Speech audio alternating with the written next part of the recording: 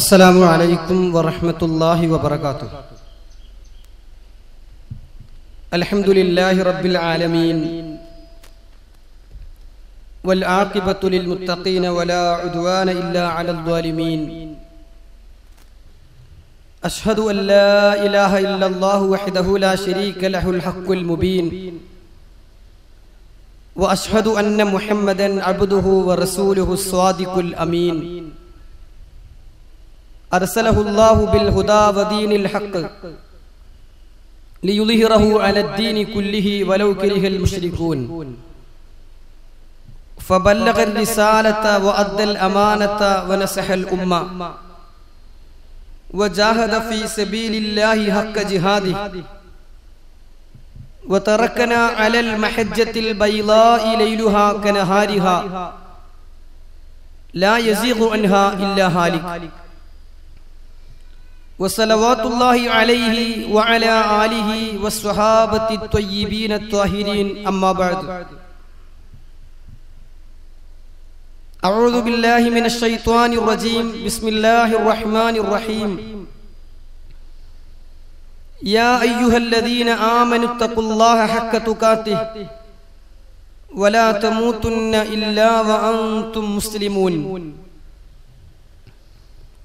إن أريد إلا الإصلاح ما استطعت وما توفيقي إلا بالله عليه توكلت وإليه أنيب. الذي خلق الموت والحياة ليبلوكم أيكم أحسن عملا وهو العزيز الغفور. സ്നേഹാദരണീയരായ സത്യവിശ്വാസികളെ, വിശ്വാസിനികളെ, സഹോദരിമാരെ, പ്രിയമുള്ള മാതാക്കളെ, സർവലോക രക്ഷിതാവായ അല്ലാഹുവിന്റെ വിധിവിലക്കുകളും നിയമനിർദ്ദേശങ്ങളും യഥോചിതം ഉൾക്കൊണ്ട് തഖ്വയോടുകൂടി ഇഖ്ലാസോടുകൂടി ജീവിതം നയിക്കണമെന്ന് സ്വന്തത്തെ മറക്കാതെ ഓരോരുത്തരെയും പ്രത്യേകം വസിയത്ത് ചെയ്യുകയാണ്, ഓർമ്മപ്പെടുത്തുകയാണ്. അല്ലാഹു സുബ്ഹാനഹു വ തആല അവന്റെ ഇഷ്ടദാസന്മാരിൽ നമ്മെ ഓരോരുത്തരെയും ഉൾപ്പെടുത്തി അനുഗ്രഹിക്കുമാറാകട്ടെ. അല്ലാഹുവിന്റെ അപാരമായ അനുഗ്രഹം ഒന്നുകൊണ്ടു മാത്രം അല്ലാഹുവിന്റെ ദീന് ചർച്ച ചെയ്യുന്ന ഒരു സദസ്സിലും സന്ദർഭത്തിലുമാണ് നമ്മൾ ഓരോരുത്തരും ഒത്തുചേർന്നിട്ടുള്ളത്. ആ നിലക്ക് വളരെ ഉദ്ദേശശുദ്ധിയോടുകൂടി ഇതെന്റെ ജീവിതത്തിൽ എനിക്ക് ഉപകാരപ്പെടണം എന്ന താല്പര്യത്തോടുകൂടി ഈ ക്യാമ്പിന്റെ തുടക്കം മുതൽ ഒടുക്കം വരെ നമ്മുടെ മനസ്സും കണ്ണും കാതും ശ്രദ്ധയും ഇതിന്റെ കൂടെ ഉണ്ടാകണം എന്ന് പ്രത്യേകം താല്പര്യപ്പെടുകയാണ്. നമുക്കറിയാവുന്നതുപോലെ ഒരുങ്ങുക മരണം വന്നെത്തും മുമ്പ് എന്ന വിഷയത്തെ അധികരിച്ചുകൊണ്ടാണ് ഈ മഹത്തായ വനിതാ സമ്മേളനത്തിന്റെ ആദ്യത്തെ വിഷയം സംസാരിക്കാൻ നിർദ്ദേശിക്കപ്പെട്ടിട്ടുള്ളത്. അല്ലാഹു സുബ്ഹാനഹു വ തആല അവന്റെ സൃഷ്ടികളിൽ പല കാരണങ്ങളാലും പല പ്രത്യേകതകളും നൽകിയിട്ടുള്ള വിഭാഗമാണ് മനുഷ്യരായ നമ്മൾ. മറ്റു സൃഷ്ടികളെപ്പോലെ വെറുതെ ജീവിച്ച് മരിച്ച് പോകേണ്ടുന്ന ഒരു ജീവിതമല്ല മനുഷ്യരായ നമുക്ക് അല്ലാഹു സുബ്ഹാനഹു വ തആല നൽകിയിട്ടുള്ളത്. ആകാശങ്ങളെയും ഭൂമിയെയും അതിന് രണ്ടിനിടയിലുള്ള ജീവജാലങ്ങളെയും ഒന്നും തന്നെ അള്ളാഹു വെറുതെ സൃഷ്ടിച്ചതല്ല എന്ന് വിശുദ്ധ ഖുർആൻ നമുക്ക് പഠിപ്പിച്ചു തരുന്നുണ്ട്. ഖുർആനിന്റെ 21-ാം അധ്യായം സൂറത്തുൽ അംബിയായിലെ 16-ാമത്തെ വചനത്തിൽ അള്ളാഹു പറയുകയാണ്, വമാ ഖലഖനസ് സമാഅ വൽ അർള വമാ ബൈനഹുമാ ലാഇബീൻ. ആകാശത്തെയോ ഭൂമിയെയോ അതിന് രണ്ടിനും ഇടയിലുള്ളവയെയോ നാം ഒരു കളിയായി സൃഷ്ടിച്ചതല്ല. ഇതേ കാര്യം വിശുദ്ധ ഖുർആൻ 44-ാം അധ്യായം 38-ാമത്തെ വചനത്തിലും ചെറിയ പദപ്രയോഗ വ്യത്യാസത്തോടു കൂടി ആകാശങ്ങളെയോ ഭൂമിയെയോ അതിന് രണ്ടിനും ഇടയിലുള്ള ജീവജാലങ്ങളെയോ ഒന്നിനെയും വെറുതെ സൃഷ്ടിച്ചിട്ടില്ല എന്ന് അള്ളാഹു നമുക്ക് പഠിപ്പിച്ചു തരുന്നുണ്ട്. അപ്പോൾ പിന്നെ മറ്റു സൃഷ്ടികളിൽ നിന്നും വ്യത്യസ്തനായ പ്രത്യേകതകൾ നൽകപ്പെട്ട മനുഷ്യരായ നമ്മെ അള്ളാഹു ഒരു ലക്ഷ്യവുമില്ലാതെ ഈ ഭൂമി ലോകത്തേക്ക് പടച്ചു പറഞ്ഞയക്കുമോ? ഒരിക്കലുമില്ല. അള്ളാഹു മനുഷ്യനെ ആദരിച്ചിട്ടുണ്ട് എന്നാണ് അള്ളാഹു പറയുന്നത്. വലഖദ് കറംനാ ബനി ആദം. മാനവ സമൂഹത്തെ, മനുഷ്യകുലത്തെ, മനുഷ്യരെ നാം ആദരിച്ചിരിക്കുന്നു, ബഹുമാനിച്ചിരിക്കുന്നു. ഇത്രയും ബഹുമാനമുള്ള, ആദരവുള്ള മനുഷ്യനെ എന്തിനു വേണ്ടിയാണ് അള്ളാഹു സൃഷ്ടിച്ചിട്ടുള്ളത് എന്ന ചോദ്യത്തിന് ഉത്തരം തേടിയുള്ള ഒരു യാത്രയാണ് ഇൻഷാ അല്ലാഹ് ഈ സംസാരത്തിലൂടെ ഉദ്ദേശിക്കുന്നത്. വിശുദ്ധ ഖുർആനിന്റെ 23-ാം അധ്യായം സൂറത്തുൽ മുഅ്മിനൂനിലെ 115-ാമത്തെ വചനത്തിലൂടെ അല്ലാഹു സുബ്ഹാനഹു വ തആല നമ്മോട് ചോദിക്കുന്ന ചോദ്യം, അഫഹസിബ്തും അന്നമാ ഖലഖനാകും അബസ. മനുഷ്യരെ, നിങ്ങൾ വിചാരിക്കുന്നുണ്ടോ നിങ്ങളെ വെറുതെ സൃഷ്ടിച്ചതാണെന്ന്? വ അന്നകും ഇലൈനാ ലാ തുർജഊൻ. നിങ്ങളൊന്നും എന്നിലേക്ക് മടങ്ങി വരില്ല എന്ന് നിങ്ങൾ വിചാരിച്ചു വെച്ചിട്ടുണ്ടോ? ഈ രണ്ട് ചോദ്യം നമ്മുടെ മനസ്സിൽ എപ്പോഴും ഉണ്ടാകണം. എന്റെ സംസാരത്തിന്റെ തുടക്കം മുതൽ ഒടുക്കം വരെ മാത്രമല്ല, നമ്മുടെ ജീവിതത്തിൽ എപ്പോഴും നമ്മൾ നമ്മോട് തന്നെ ചോദിച്ചുകൊണ്ടിരിക്കേണ്ടുന്ന ഒരു ചോദ്യമാണ്, വെറുതെ സൃഷ്ടിച്ചു എന്ന് നിങ്ങൾ വിചാരിക്കുന്നുണ്ടോ? റബ്ബിലേക്ക് മടങ്ങി പോകില്ലെന്ന് നിങ്ങൾ ധരിച്ചു വെച്ചിട്ടുണ്ടോ? അങ്ങനെ ആരെങ്കിലും ധരിച്ചു വെച്ചിട്ടുണ്ടെങ്കിൽ ആ വിചാരം വളരെയധികം മൗഢ്യമാണ് എന്ന് വിശുദ്ധ ഖുർആൻ നമുക്ക് പഠിപ്പിച്ചു തരികയാണ്. അപ്പോൾ സഹോദരങ്ങളെ, സഹോദരിമാരെ, നമ്മുടെ ജീവിതത്തിന്റെ ലക്ഷ്യം അള്ളാഹുവിലേക്ക് മടങ്ങിപ്പോകാനുള്ള വിഭവങ്ങൾ ഒരുക്കുക എന്നതാണ്. ലോകത്തേക്ക് ജനിച്ചു വീണ മുഴുവൻ മനുഷ്യരും എന്നു മാത്രമല്ല മുഴുവൻ ജീവികളും മരിക്കുമെന്നതിൽ യാതൊരു തർക്കവുമില്ല. ലോകത്ത് എല്ലാവർക്കിടയിലും ഏകാഭിപ്രായമുള്ള, ഒരാൾക്കും തർക്കമില്ലാത്ത വളരെ പ്രധാനപ്പെട്ട ഒരു വിഷയമാണ് ജനിച്ചവരൊക്കെ മരിക്കും എന്നത്. ആ മരണത്തിന് മുമ്പ് ജീവിതത്തെ അള്ളാഹു ഇഷ്ടപ്പെടുന്ന രൂപത്തിലേക്ക് ക്രമീകരിക്കുക എന്നതാണ് എന്റെയും നിങ്ങളുടെയും ജീവിതത്തിൽ ബാധ്യതയായി പ്രിയമുള്ളവരെ നമ്മൾ മനസ്സിലാക്കേണ്ടത്. അല്ലാഹു സുബ്ഹാനഹു വ തആല മരണത്തെക്കുറിച്ചും ഇഹലോക ജീവിതത്തിന്റെ നിസാരതയെക്കുറിച്ചും വരാനിരിക്കുന്ന പരലോകത്തിന്റെ വിശാലതയെ സംബന്ധിച്ചും ഖുർആനിലൂടെ ആവർത്തിച്ച് നമുക്ക് പഠിപ്പിച്ചു തന്നിട്ടുണ്ട്. പ്രവാചക വചനങ്ങൾ പരിശോധിച്ചാൽ ആ വിഷയത്തിലേക്ക് വെളിച്ചം നൽകുന്ന ധാരാളം പ്രവാചകാധ്യാപനങ്ങൾ നമുക്ക് കാണാൻ സാധിക്കുകയും ചെയ്യും. ഈ ദുനിയാവിനെ എങ്ങനെയാണ് പ്രവാചകൻ ഉപമിച്ചിട്ടുള്ളത്? എത്രയോ ഉദാഹരണങ്ങളിലൂടെ അവിടുന്ന് പഠിപ്പിച്ചു തന്നു. തന്റെ സ്വഹാബത്തിന്റെ കൂടെ അങ്ങാടിയിലൂടെ നടന്നു പോകുന്ന പ്രവാചകൻ സ്വല്ലല്ലാഹു അലൈഹി വസല്ലം ചെവി മുറിഞ്ഞ ചത്തുകിടക്കുന്ന ഒരു ആടിനെ തൂക്കിയെടുത്ത്, ആർക്കെങ്കിലും ഈ ചത്ത ആടിനെ ഒരു ദിർഹമിന് ആവശ്യമുണ്ടോ എന്ന് ചോദിച്ചപ്പോൾ സ്വഹാബത്ത് പറഞ്ഞു, പ്രവാചകരെ, ഇതിനെ വെറുതെ തന്നാലും ഞങ്ങൾക്ക് വേണ്ട. ഒന്നാമത് അത് ചെവി മുറിഞ്ഞ ന്യൂനതയുള്ള ആടാണ്. രണ്ടാമത് അത് ചത്തുപോയിട്ടുണ്ട്. ആർക്കാണ് ഈ ആടിനെ ആവശ്യം? നബി സല്ലല്ലാഹു അലൈഹി വസല്ലം പറഞ്ഞു, ഈ ചത്ത ആടിനോട് നിങ്ങൾക്ക് എന്തൊരു സമീപനമാണ് ഉള്ളത്, അത്രമാത്രമേ ഇഹലോകത്തിന് അള്ളാഹുവിന്റെ അടുക്കൽ വിലയുള്ളൂ എന്ന് നബി സല്ലല്ലാഹു അലൈഹി വസല്ലം പഠിപ്പിക്കുകയാണ്. മറ്റൊരു ഉദാഹരണം അവിടുന്ന് പറഞ്ഞത്, ഏതെങ്കിലും ഒരാൾ തന്റെ വിരൽ കടലിൽ മുക്കി പുറത്തെടുത്താൽ ആ വിരൽ തുമ്പിലാകുന്ന ഒരു തുള്ളി വെള്ളം ഇഹലോകമാണെങ്കിൽ ആ കടല് മുഴുവൻ പരലോകം പോലെയാണ് എന്ന് നബി സല്ലല്ലാഹു അലൈഹി വസല്ലം നമുക്ക് പഠിപ്പിച്ചു തന്നിട്ടുണ്ട്.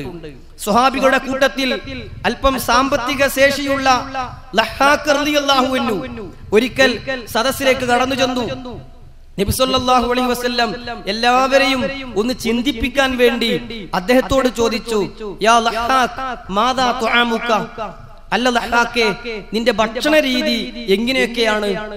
അദ്ദേഹം അഭിമാനത്തോടു കൂടി നല്ല ഭക്ഷണം കഴിക്കുന്ന, നല്ല വെള്ളം കുടിക്കുന്ന, നന്നായ വസ്ത്രം ധരിക്കുന്ന, സാമ്പത്തികമായി ഉന്നത നിലവാരം വെച്ചു പുലർത്തുന്ന ഒരു വ്യക്തി എന്ന നിലക്ക് അദ്ദേഹം സന്തോഷത്തോടെ അഭിമാനത്തോടെ പറഞ്ഞു, അൽ-ലബ്നു വൽ-ലഹ്മു, റസൂലേ, ഞാൻ നന്നായി പാല് കുടിക്കും, മാംസം കഴിക്കും.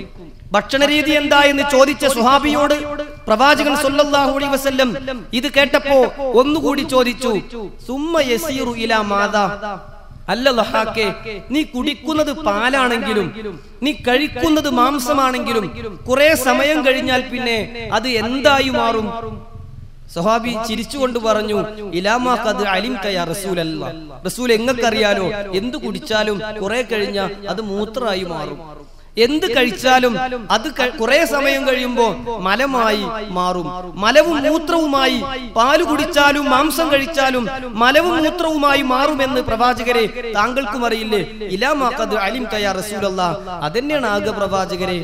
അപ്പോൾ നബി സല്ലല്ലാഹു അലൈഹി വസല്ലം സ്വഹാബികളോട് പറഞ്ഞു, അതുപോലെയാണ് ഇഹലോകത്തിന്റെ ഉപമ. ഇവിടെ എന്ത് നേടിയാലും എന്തൊക്കെ സമ്പാദിച്ചാലും അതെല്ലാം വേസ്റ്റായി മാറും. പരലോകത്തേക്കുള്ള വിഭവങ്ങൾ അത് മാത്രമാണ്. വൽ ആഖിറതു ഖൈറുൻ വഅബ്ഖാ, ഏറ്റവും നല്ലത്, എന്നെന്നും നിലനിൽക്കുന്നത് അത് പരലോകം മാത്രമാണ് എന്ന് നബി സല്ലല്ലാഹു അലൈഹി വസല്ലം അവിടെ പഠിപ്പിച്ചു കൊടുക്കുകയാണ്. അതുകൊണ്ട് ഇഹലോക ജീവിതത്തിൽ നമ്മൾ ജീവിക്കുമ്പോൾ നമ്മുടെ ജീവിതം, യഥാർത്ഥ ജീവിതം അത് പരലോക ജീവിതമാണ് എന്നും, മരണത്തോടുകൂടി ആരംഭിക്കുന്ന ജീവിതം, മരണാനന്തരമുള്ള ജീവിതം, അവിടെ വിജയിക്കാൻ എന്റെ കൈകളിൽ എന്തുണ്ട്, അതിന് ഞാൻ ഒരുങ്ങിയിട്ടുണ്ടോ, എന്റെ മരണം വരും മുമ്പ്, മരണത്തിന് മുമ്പ് എന്ത് നന്മകളാണ് ഞാൻ ചെയ്തു കൂട്ടിയിട്ടുള്ളത് എന്ന് പ്രിയമുള്ള സഹോദരിമാരെ ഓരോ സെക്കൻഡ് സമയത്തും നമ്മെ വിലയിരുത്തിക്കൊണ്ട് ആലോചിക്കേണ്ടതുണ്ട്. അറബിയിൽ അറിയപ്പെട്ടിട്ടുള്ള ഒരു പഴഞ്ചൊല്ല് തന്നെ പഠിപ്പിക്കുന്നത് അദ്ദുനിയ മസ്റഅത്തുൽ ആഖിറ എന്നാണ്. ഇഹലോകം പരലോകത്തേക്കുള്ള ഒരു കൃഷിയിടമാണ്. ഈ കൃഷിയിടത്തിൽ എന്താണോ നമ്മൾ വിതക്കുന്നത് അത് മാത്രമേ പരലോകത്ത് കൊയ്തെടുക്കാനാവുകയുള്ളൂ. വിതച്ചതേ കൊയ്യൂ. ഈ ഭൗതിക ജീവിതത്തിൽ നമ്മൾ ജീവിക്കുമ്പോൾ നമ്മുടെ വിശ്വാസം, നമ്മുടെ കർമ്മം, നമ്മുടെ സ്വഭാവം, നമ്മുടെ വസ്ത്രധാരണം, നമ്മുടെ ഇടപാടുകൾ, നമ്മുടെ ഇടപെടലുകൾ നന്നാക്കിയാൽ മാത്രമേ പരലോകത്ത് അതിന്റെ സുഖവും സന്തോഷവും നമുക്ക് അനുഭവിക്കാൻ സാധിക്കുകയുള്ളൂ. അതല്ല ഐഹിക ജീവിതത്തിൽ താൽക്കാലികമായ സന്തോഷത്തിനു വേണ്ടി, താൽക്കാലികമായ സുഖത്തിനു വേണ്ടി അള്ളാഹുവിന്റെ നിയമങ്ങളെ ലംഘിച്ചുകൊണ്ടാണ് ഞാനും നിങ്ങളും ജീവിക്കുന്നതെങ്കിൽ തീർച്ചയായും അതിന്റെ ദുരന്തം അധികം വൈകാതെ തന്നെ നമ്മൾ ഓരോരുത്തരും അനുഭവിക്കേണ്ടി വരും. ഇതിന്റെ അർത്ഥം ഇഹലോകത്തെ പാടെ മറക്കണം എന്നല്ല, പരലോകത്തെ മാത്രം ചിന്തിച്ച് ജീവിക്കണമെന്നല്ല. അങ്ങനെ ഇസ്ലാം അനുവദിച്ചിട്ടുമില്ല. ഇഹലോകം മറന്നുകൊണ്ടുള്ള ഒരു പരലോകം, ഭർത്താവിനെ നോക്കാത്ത, മക്കളെ ശ്രദ്ധിക്കാത്ത, വീട് ശ്രദ്ധിക്കാത്ത, വെറും ഇബാദത്ത് എന്ന് പറയുന്ന, പള്ളി, നമസ്കാരം, നോമ്പ്, സക്കാത്ത് എന്ന് പറയുന്ന പരലോകത്തേക്കുള്ള വിഭവങ്ങൾ ഒരുക്കുകയാണ് ഞാൻ. അതുകൊണ്ട് എനിക്കെന്റെ നാടുമായി ബന്ധം വേണ്ട, എന്റെ കൂട്ടുകാരുമായി, കുടുംബക്കാരുമായി, അയൽവാസികളുമായി, മാതാപിതാക്കളുമായി ഞാൻ ഒന്നും ബന്ധപ്പെടുകയില്ല, കാരണം എന്റെ ലക്ഷ്യം പരലോകമാണ് എന്ന് പറഞ്ഞ് ഇഹലോകത്തിൽ നിന്നും മാറി നിൽക്കാൻ ഇസ്ലാം അനുവാദം നൽകുന്നില്ല. നബി സല്ലല്ലാഹു അലൈഹി വസല്ലം പറഞ്ഞു, അൽ മുഅ്മിനു അല്ലദീ യുഖാലിത്തുൻ നാസ് വയസ്ബിറു അലാ അദാഹും, ഏതെങ്കിലും ഒരു മുഅ്മിൻ ജനങ്ങളോട് ഇടപഴകുകയും ജനങ്ങളോട് സമൂഹത്തിന്റെ അംഗമായി ജീവിക്കുകയും അപ്പോഴുണ്ടാകുന്ന പ്രയാസങ്ങളിൽ ക്ഷമിക്കുകയും ചെയ്യുന്നുവെങ്കിൽ അഅ്ലമു അജ്റൻ, അവനാണ് കൂടുതൽ കൂലി കിട്ടുക മിനൽ മുഅ്മിനില്ലദി ലാ യുഖാലിത്തുൻ നാസ് വലാ യസ്ബിറു അലാ അദാഹും. ആളുകളോട് ഇടപഴകാത്ത, ചേർന്ന് നിൽക്കാത്ത, സമൂഹത്തിലേക്ക് ഇറങ്ങിച്ചെല്ലാത്ത, അപ്പോഴുണ്ടാകുന്ന പ്രയാസങ്ങളിൽ ക്ഷമിക്കാൻ കഴിയാത്ത വ്യക്തിയെക്കാളും കൂലി ആർക്കാണ്? വീട്ടിലെ കാര്യങ്ങൾ നോക്കുന്നുണ്ട്, കുടുംബത്തിൽ ശ്രദ്ധിക്കുന്നുണ്ട്, കല്യാണ വീട്ടിൽ എത്തുന്നുണ്ട്, മരിച്ചിടത്ത് ഹാജരാകുന്നുണ്ട്, മക്കളെ നേരെ വളർത്തുന്നുണ്ട്, ഉമ്മാനെ നോക്കുന്നുണ്ട്, അതിലുപരി പരലോകത്ത് രക്ഷപ്പെടാനുള്ള നമസ്കാരം വീഴ്ച വരാതെ നിർവഹിക്കുന്നുണ്ട്, നോമ്പ് അനുഷ്ഠിക്കുന്നുണ്ട്, ദിക്റുകൾ ചൊല്ലുന്നുണ്ട്, ദുആകളിൽ മുഴുകുന്നുണ്ട്. അങ്ങനെ ജീവിക്കാനാണ് ഒരു വിശ്വാസി തയ്യാറാകേണ്ടത് എന്നർത്ഥം. ഒരിക്കൽ ഒരു സ്വഹാബി രോഗബാധിതനായി കിടക്കുകയാണ്. നബി സല്ലല്ലാഹു അലൈഹി വസല്ലം അദ്ദേഹത്തെ സന്ദർശിക്കാൻ വേണ്ടി ചെന്നു. അദ്ദേഹത്തിന്റെ വേദന കൊണ്ട് പ്രയാസപ്പെട്ട് കിടക്കുന്ന അദ്ദേഹത്തോട് ചോദിച്ചു, അല്ല, താങ്കൾ റബ്ബിനോട് പ്രാർത്ഥിക്കാറില്ലേ എന്ന് ചോദിച്ചു. അദ്ദേഹം പറഞ്ഞു, ഉണ്ട് റസൂലേ, ഞാൻ എപ്പോഴും പ്രാർത്ഥിക്കാറുണ്ട്. ശരി, നീ എന്താണ് പ്രാർത്ഥിക്കാറ്? അദ്ദേഹം പറഞ്ഞു, ഇഹലോകത്ത് പടച്ചവനെ, നീ എന്നെ എത്ര കഷ്ടപ്പെടുത്തിയാലും, എത്ര രോഗം തന്നാലും, എത്ര ദാരിദ്ര്യം തന്നാലും, എത്ര കടം തന്നാലും, എത്ര ബുദ്ധിമുട്ടിച്ചാലും പരലോകത്ത് എനിക്ക് സ്വർഗം തരണേ എന്നാണ് ഞാൻ പ്രാർത്ഥിക്കാറുള്ളത്. നബി സല്ലല്ലാഹു അലൈഹി വസല്ലം പറഞ്ഞു, പാടില്ല, അങ്ങനെ പ്രാർത്ഥിക്കാൻ പാടില്ല. മറിച്ച് എങ്ങനെ പ്രാർത്ഥിക്കണം? റബ്ബനാ ആതിനാ ഫിദ് ദുനിയാ ഹസന വഫിൽ ആഖിറതി ഹസന വഖിനാ അദാബന്നാർ. ഇഹലോകത്ത് നല്ലത് തരണേ അല്ലാഹ്, നല്ല ജീവിതം, നല്ല കുടുംബം, നല്ല മക്കൾ, നല്ല ഭർത്താവ്, ഇഹലോകത്ത് എനിക്ക് നീ നല്ലത് തരണേ പടച്ചോനെ. വഫിൽ ആഖിറതി ഹസന, പരലോകത്തും നീ എനിക്ക് നല്ലത് തരണേ. വഖിനാ അദാബന്നാർ, നരകത്തിൽ നിന്ന് നീ എന്നെ കാത്തു രക്ഷിക്കുകയും ചെയ്യണമേ. കണ്ടോ, അപ്പോ ഇഹലോകത്തെ മറക്കാൻ പാടില്ല, എന്നാൽ പരലോകത്തെ തീരെ മറക്കാൻ പാടില്ല. നമ്മൾ പരലോകത്തിന് വേണ്ടി ജീവിക്കുക. അപ്പോൾ കിട്ടുന്ന ഇഹലോക ജീവിതത്തിലെ സുഖ സൗകര്യങ്ങൾ അല്ലാഹു അനുവദിച്ച രൂപത്തിൽ നമുക്ക് ഉപയോഗപ്പെടുത്തുകയും ചെയ്യാം എന്നാണ് ഈ പറഞ്ഞതിന്റെ അർത്ഥം. പക്ഷേ പലപ്പോഴും ഇന്ന് രണ്ട് രൂപത്തിലുള്ള ആളുകളെയാണ് സമൂഹത്തിൽ പൊതുവെ നമ്മൾ കണ്ടുകൊണ്ടിരിക്കുന്നത്. ഒന്നാമത്തേത് ദീന് എന്ന് പറഞ്ഞുകൊണ്ട് ദുനിയാവിനെ മറന്നുകൊണ്ട് സ്വന്തം മാതാപിതാക്കളെ പോലും നോക്കാതെ ഞാൻ ദീനിന്റെ ആളാണ് എന്ന് പറഞ്ഞ് അമിതമായി പോയ, അധികമായി പോയ ആളുകൾ. മറ്റൊരു വിഭാഗമാകട്ടെ ദീനിനെ മറന്ന്, പരലോകത്തെ മറന്ന് ദുനിയാവിന്റെ പിന്നാലെ പോകുന്ന, ഭൗതിക ജീവിതത്തിന്റെ പ്രസരിപ്പിൽ അങ്ങേയറ്റം റബ്ബിനെ മറന്നു പോകുന്ന ആളുകളെയും നമ്മൾ കണ്ടുകൊണ്ടിരിക്കുകയാണ്. ഇവിടെ എന്താണ് ഒരു വിശ്വാസി ചെയ്യേണ്ടത്? അല്ലാഹു ഖുർആനിലെ 3-ാം അധ്യായം സൂറത്തു ആലി ഇംറാനിലെ 185-ാമത്തെ വചനത്തിലൂടെ ആ കാര്യം നമുക്ക് പഠിപ്പിച്ചു തന്നിട്ടുണ്ട്. അല്ലാഹു പറയുന്നു, കുല്ലു നഫ്സിൻ ദാഇഖത്തുൽ മൗത്ത്, എല്ലാവരും മരണം ആസ്വദിക്കുന്നതാണ്.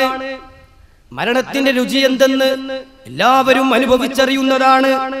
വഇന്നമാ തുവഫൗന ഉജൂറക്കും യൗമൽ ഖിയാമ, അന്ത്യനാളിലാണ് മനുഷ്യരെ നിങ്ങളുടെ കർമ്മങ്ങളുടെ സമ്പൂർണ്ണ പ്രതിഫലം നൽകപ്പെടുക. ഫമൻ സുഖ്സിഅ അനിന്നാർ വഉദ്ഖിലൽ ജന്ന ഫഖദ് ഫാസ് വമൽ ഹയാത്തുദ് ദുനിയ ഇല്ലാ മതാഉൽ ഖുറൂർ. സഹോദരങ്ങളെ, എല്ലാവരും മരിക്കും. ഞാനും നിങ്ങളും, ഈ ലോകത്ത് ജനിച്ചു വീണ മുഴുവൻ മനുഷ്യരും ഇന്നല്ലെങ്കിൽ നാളെ ഒരു മരണത്തിന് വിധേയനാകേണ്ടവരാണ്. അങ്ങനെ മരിച്ചു കഴിഞ്ഞ് പരലോകത്ത് ചെല്ലുമ്പോഴാണ് നമ്മുടെ കർമ്മങ്ങളുടെ സമ്പൂർണ്ണ പ്രതിഫലം നൽകപ്പെടുക. എന്നിട്ട് അല്ലാഹു പറയാണ്, അങ്ങനെ ആ കർമ്മങ്ങൾ വിചാരണ ചെയ്യപ്പെട്ട് സ്വർഗവും നരകവും തീരുമാനിക്കുമ്പോൾ ആർക്കാണോ സ്വർഗം കിട്ടുന്നത്, ആരാണോ നരകത്തിൽ നിന്ന് രക്ഷപ്പെടുന്നത്, ഫഖദ് ഫാസ്, അവനാണ് വിജയിച്ചവൻ, അവളാണ് വിജയിച്ചവൾ. എന്തേ കാരണം? വമൽ ഹയാത്തുദ് ദുനിയാ ഇല്ലാ മതാഉൽ ഖുറൂർ.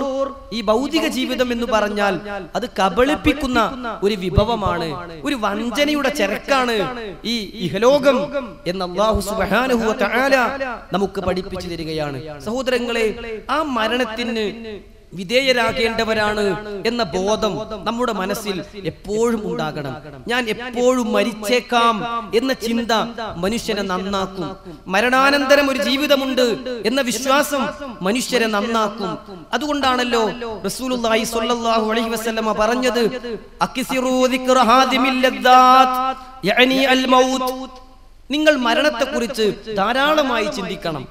നിങ്ങളെ സന്തോഷത്തെ മുറിച്ചു കളയുന്ന, നിങ്ങളുടെ സമാധാനത്തെ ഇല്ലായ്മ ചെയ്യുന്ന, മറ്റൊരു ലോകത്തേക്ക് നിങ്ങളെ കൊണ്ടെത്തിക്കുന്ന മരണമില്ലേ, ആ മരണത്തെക്കുറിച്ച് എപ്പോഴും എപ്പോഴും നിങ്ങൾ ഓർക്കണം എന്ന് വിശുദ്ധ ഖുർആനിലൂടെ പ്രവാചകൻ സ്വല്ലല്ലാഹു അലൈഹി വസല്ലമയുടെ വചനങ്ങളിലൂടെ നമുക്ക് മനസ്സിലാക്കാൻ കഴിയുകയാണ്. സഹോദരങ്ങളെ, സഹോദരിമാരെ, എനിക്കും നിങ്ങൾക്കും നമ്മുടെ ജനന തീയതി അറിയും. ഏതു വർഷത്തിൽ, ഏതു മാസത്തിൽ, ഏത് ദിവസത്തിലാണ്, ഏത് ഡേറ്റിലാണ് ഞാൻ ജനിച്ചത് എന്ന് എന്റെ ഉമ്മ രേഖപ്പെടുത്തി വെച്ചത് നോക്കി, അല്ലെങ്കിൽ എന്റെ രേഖകൾ പരിശോധിച്ചാൽ, എന്റെ സർട്ടിഫിക്കറ്റുകൾ പരിശോധിച്ചാൽ എനിക്ക് അതിൽ നിന്ന് മനസ്സിലാകും ഞാൻ ഏതു വർഷത്തിലാണ് ജനിച്ചത്. 1985 ഞാൻ ജനിച്ചത്. ആഗസ്റ്റ് മാസത്തിലാണ് ഞാൻ ജനിച്ചത്. 17-ാം തീയതിയാണ് ഞാൻ ജനിച്ചത് എന്ന് എനിക്കറിയൂ. എന്നാൽ നമുക്ക് ഓരോരുത്തർക്കും നമ്മുടെ ജനന തീയതി അറിയുമെങ്കിൽ അതുപോലെ കൃത്യമായി നമ്മുടെ മരണ തീയതിയും കുറിച്ചു വെച്ചിട്ടുണ്ട്. ഏതോ ഒരു വർഷത്തിലെ, ഏതോ ഒരു മാസത്തിലെ, ഏതോ ഒരു ദിവസത്തിന്റെ, ഏതോ ഒരു മണിക്കൂറിന്റെ, മിനിറ്റിന്റെ, സെക്കൻഡിൽ തൊൽഹത്ത് മരിക്കണം എന്ന് റബ്ബിന്റെ തീരുമാനമുണ്ട്. ഞാൻ ജനിക്കും മുമ്പ് എന്റെ മാതാവിന്റെ ഗർഭപാത്രത്തിൽ 4 മാസം പ്രായത്തിൽ ഞാൻ ജീവിച്ചുകൊണ്ടിരിക്കുന്ന സന്ദർഭത്തിൽ, ഞാൻ പുരുഷനാണെന്ന് തീരുമാനിച്ച ഘട്ടത്തിൽ എന്റെ അജൽ, എന്റെ മരണ തീയതി അല്ലാഹു രേഖപ്പെടുത്തി വെച്ചിട്ടുണ്ട്. അത് 2019 എന്ന വർഷമാണെങ്കിൽ, അത് ഫെബ്രുവരി എന്ന മാസമാണെങ്കിൽ, അത് 24 എന്ന ദിവസമാണെങ്കിൽ, ഇന്നെന്റെ മരണം റബ്ബ് വിധിച്ചിട്ടുണ്ടെങ്കിൽ എന്റെ മകൻ എന്റെ കൂടെയുണ്ട്, അവൻ എങ്ങനെ നാട്ടിൽ പോകുമെന്നത് മരണത്തിന് മുന്നിൽ ഒരു തടസ്സമല്ല. എന്റെ ഭാര്യ വിധവയാകുമെന്നത് മരണത്തിന് മുന്നിൽ ഒരു തടസ്സമല്ല. അതെ, എന്റെ ഉമ്മാക്കും ഉപ്പാക്കും താങ്ങാനാകില്ല എന്നത്, എന്റെ സഹോദരങ്ങൾ കരയുമെന്നത്, എന്റെ കൂട്ടുകാർക്ക് സഹിക്കില്ല എന്നത് മരണത്തിന് മുന്നിൽ ഒരു തടസ്സമല്ല. മരണം റബ്ബ് നിശ്ചയിക്കപ്പെട്ട സമയത്തിൽ നിന്ന് ഒരൽപ്പം പോലും മുന്തിക്കുകയോ പിന്തിക്കുകയോ ചെയ്യാതെ പിടികൂടുക തന്നെ ചെയ്യും. എത്രത്തോളം നബി സല്ലല്ലാഹു അലൈഹി വസല്ലമ പറയാണ്, ഒരു അടിമയുടെ ആത്മാവിനെ ഇദാ അറാദല്ലാഹു ബിഖബ്ലി റൂഹി അബ്ദിൻ ബിഅർള് ജഅല ലഹു ഫീഹാ ഹാജ. ഒരു അടിമയുടെ ആത്മാവിനെ ഏതെങ്കിലും ഒരു സ്ഥലത്ത് വെച്ച് പിടിക്കണം എന്ന് അല്ലാഹുവിന്റെ ഖലാ ഉണ്ടെങ്കിൽ അവിടേക്ക് അല്ലാഹു അവന് ഒരു ആവശ്യം ഉണ്ടാക്കി കൊടുക്കും. എന്ന് പറഞ്ഞാൽ ഈ വണ്ടൂർ പ്രദേശത്തിന്റെ ഏതെങ്കിലും ഒരു ഭാഗത്ത് വെച്ച് മരിക്കണം എന്നാണ് റബ്ബ് എനിക്ക് തീരുമാനിച്ചിട്ടുണ്ടെങ്കിൽ ഉള്ളതെങ്കിൽ ഞാൻ വനിതാ സമ്മേളനത്തിന് വന്നതല്ല. അല്ലാഹു എനിക്ക് ഇവിടെ ഒരു ഹാജത്ത് ഉണ്ടാക്കി തന്നതാ. ജഅല ലഹു ഫീഹാ ഹാജ. അല്ലാഹു ഒരു ആവശ്യം അവൻ ഉണ്ടാക്കി കൊടുക്കും. നമ്മൾ സാധാരണ പറയാറുണ്ടല്ലോ, അങ്ങോട്ട് മരിക്കാനായിട്ട് ചെന്നു എന്ന്. ചെല്ലും സഹോദരങ്ങളെ, സഹോദരിമാരെ, അല്ലാഹു എവിടെ വെച്ച് മരിക്കാൻ തീരുമാനിച്ചോ അവിടേക്ക് നമ്മളെ കൊണ്ടെത്തിക്കും എന്ന് പറഞ്ഞാൽ, ഒന്നുകൂടി വിശദീകരിച്ചാൽ, ഈ കൂട്ടത്തിലിരിക്കുന്ന ഏതെങ്കിലും ഒരു സ്ത്രീ തെങ്ങിൽ നിന്ന് വീണ് മരിക്കണം എന്ന് ഖലാ ഉണ്ടെങ്കിൽ, തെങ്ങിൽ കയറാൻ അറിയാത്തവളാണെങ്കിലും അന്ന് തെങ്ങിൽ കയറും. അവൾ തെങ്ങിൽ നിന്ന് വീഴും. റബ്ബിന്റെ അലംഘനീയമായ വിധിക്ക് നമ്മൾ വിധേയരാകും. അതാണ് റബ്ബ് സുബ്ഹാനഹു വ തആല വിശുദ്ധ ഖുർആനിലൂടെ ആ കാര്യം നമുക്ക് പഠിപ്പിച്ചു തന്നത്. ഫഇദാ ജാഅ അജലുഹും, ഏതെങ്കിലും മനുഷ്യരുടെ അവധി വന്നെത്തിക്കഴിഞ്ഞാൽ ലാ യസ്തഖിറൂന സഅതൻ വലാ യസ്തഖ്ദിമൂൻ, ഒരു നാഴിക പോലും മുന്തിക്കുകയില്ല, ഒരു സെക്കൻഡ് പോലും പിഴക്കുകയില്ല.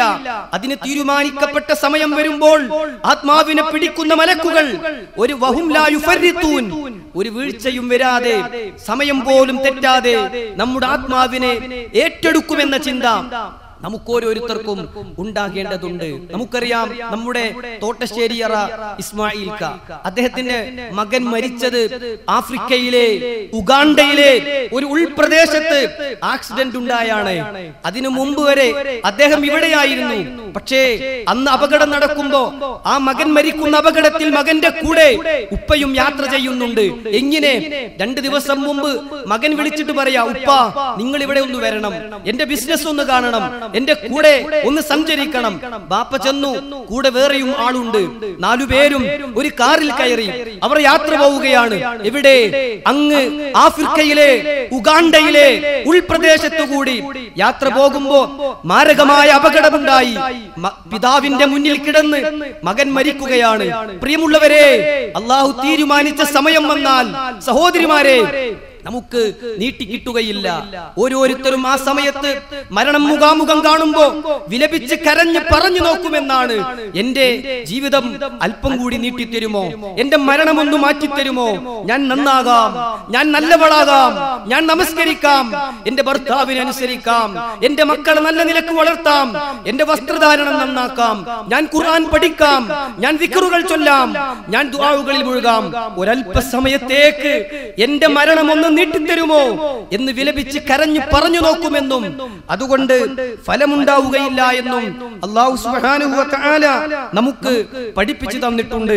അല്ലാഹു സുബ്ഹാനഹു വ തആല പറയുകയാണ്, വഅൻഫിഖൂ മിമ്മാ റസഖനാകും മിൻ ഖബ്ലി അയഅതി അഹദകുമുൽ മൗത്ത് ഫയഖൂൽ റബ്ബി ലൗലാ അഖർതനി ഇലാ അജലിൻ ഖരീബ്. മരണം മുന്നിലങ്ങെത്തുമ്പോ അവൻ പറയുമത്രേ, അല്ലാഹുവേ ഒന്ന് നീട്ടിത്തരണേ, ഒന്ന് നീട്ടിത്തന്നാൽ റബ്ബി ലൗലാ അഖർതനി ഇലാ അജലിൻ ഖരീബ് ഫഅസ്വദ്ദക വഅകും മിനസ് സ്വാലിഹീൻ. ഞാൻ ധർമ്മം ചെയ്യാം, ഞാൻ ദാനം ചെയ്യാം, ഞാൻ നല്ല കുട്ടിയാകാം, നല്ല മനുഷ്യനാകാം, ഒന്നെന്റെ മരണം ഒന്ന് മാറ്റിവെക്കുമോ എന്ന് അല്ലാഹുവിന്റെ മുന്നിൽ വിലപിക്കുമെന്നും അതുകൊണ്ട് കാര്യമുണ്ടാകില്ല എന്നും വലയുഅഖിറല്ലാഹു നഫ്സൻ ഇദാ ജാ അജലുഹാ വല്ലാഹു ഖബീറും ബിമാ തഅമലൂൻ. ഇല്ല, മരണം വന്നെത്തിയാൽ പിന്നെ ഒരാൾക്കും അവന്റെ അവധി എത്തിയാൽ പിന്നെ അല്ലാഹു നീട്ടിത്തരികയില്ല എന്ന് വിശുദ്ധ ഖുർആനിലൂടെ അല്ലാഹു സുബ്ഹാനഹു വ തആല നമുക്ക് പഠിപ്പിച്ചു തരികയാണ്.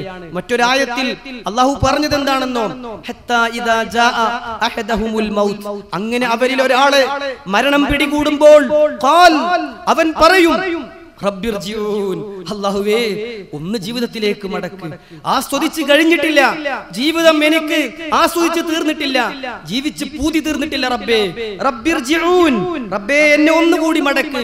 ലഅല്ലി അഅമലു സ്വാലിഹൻ ഫീമാ തറക്തു, ഞാൻ നഷ്ടപ്പെടുത്തിയ ചെയ്യാതിരുന്ന ഒക്കെ ചെയ്തോളാം അല്ലാഹ്. ഖുർആൻ പഠിക്കാ, ഫർള് മാത്രല്ല സുന്നത്തും ഞാൻ നമസ്കരിക്കാം, ഒന്ന് നീട്ടിക്കൊണ്ട പടച്ചോനെ എന്ന് പറയും. പക്ഷേ അല്ലാഹു മലക്കുകളോട് അതിന് നൽകുന്ന മറുപടി എന്താണെന്നോ, ഇന്നഹാ കലിമത്തുൻ ഹുവ ഖായിലുഹാ, അത് വെറുതെ പറയാണ്, വെറും വാക്കാണ്, അതവൻ അങ്ങനെ പറഞ്ഞോട്ടെ, നിങ്ങൾ നിങ്ങളെ ഏൽപ്പിച്ച സമയം വരുമ്പോ അവന്റെ ആത്മാവിനെ എടുത്തു പോര് എന്ന് മലക്കുകളോട് അല്ല പറയുന്നൊരു സമയം, പ്രിയമുള്ള സഹോദരിമാരെ, അതിവിദൂരമല്ല, അത് അകലെയല്ല എന്ന ബോധം നമുക്ക് ഓരോരുത്തർക്കും ഉണ്ടാകണം. എത്രത്തോളം നബി സല്ലല്ലാഹു അലൈഹി വസല്ലം നല്ല മരണത്തിന്റെ ലക്ഷണങ്ങൾ, ചീത്ത മരണത്തിന്റെ ലക്ഷണങ്ങൾ നമുക്ക് പഠിപ്പിച്ചു തന്നിട്ടുണ്ട്.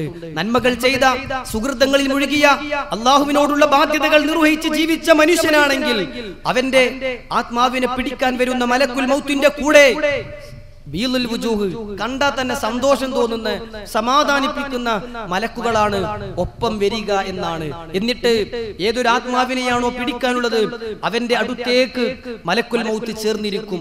മറ്റു മലക്കുകൾ അവന്റെ ചുറ്റുമിരിക്കും. അവന്റെ തലയോട് ചേർന്നിരുന്ന് മലക്കുൽ മൗത്ത് കൃത്യമായ സമയമാകുമ്പോൾ ഒരു കൂജയിൽ നിന്ന് മറ്റൊരു കൂജയിലേക്ക് വെള്ളമൊഴുക്കുന്നത് പോലെ അവന്റെ ആത്മാവിനെ വലിച്ചൂരും. അതുപോലും മാരകമായ വേദന, ജീവിതത്തിൽ ഇന്നേ വരെ സഹിച്ചിട്ടില്ലാത്ത വേദന അനുഭവിക്കുമെന്ന് റസൂലുള്ളാഹി സ്വല്ലല്ലാഹു അലൈഹി വസല്ലം പഠിപ്പിക്കുകയാണ്.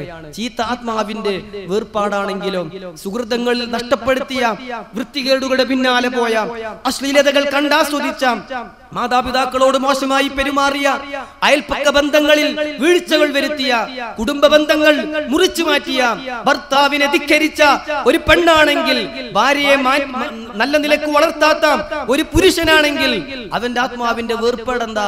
നബി സല്ലല്ലാഹു അലൈഹി വസല്ലം പറയാണ്, മലക്കുൽ മൗത്തിന്റെ കൂടെ വരുന്ന മലക്കുകൾ തന്നെ സൂദുൽ വുജൂഹ്, കണ്ടാൽ തന്നെ പേടി തോന്നുന്ന ഭീകര രൂപികളായ കറുകറുത്ത മുഖമുള്ള, അടിക്കാനുള്ള ഇടിക്കാനുള്ള ആയുധങ്ങളും ദണ്ഡുകളും കയ്യിൽ പിടിച്ചുകൊണ്ടാണ്, കൈവശം വെച്ചുകൊണ്ടാണ് ആ മലക്കുകൾ അവന്റെ അടുത്ത് വന്നിരിക്കുക. മലക്കുൽ മൗത്ത് അവന്റെ തലയോട് തലയോട് ചേർന്നിരിക്കും, മറ്റു മലക്കുകൾ അവന്റെ ചുറ്റുമിരിക്കും. ചിലരൊക്കെ പറയുന്നത് പുറത്തേക്ക് കേൾക്കും.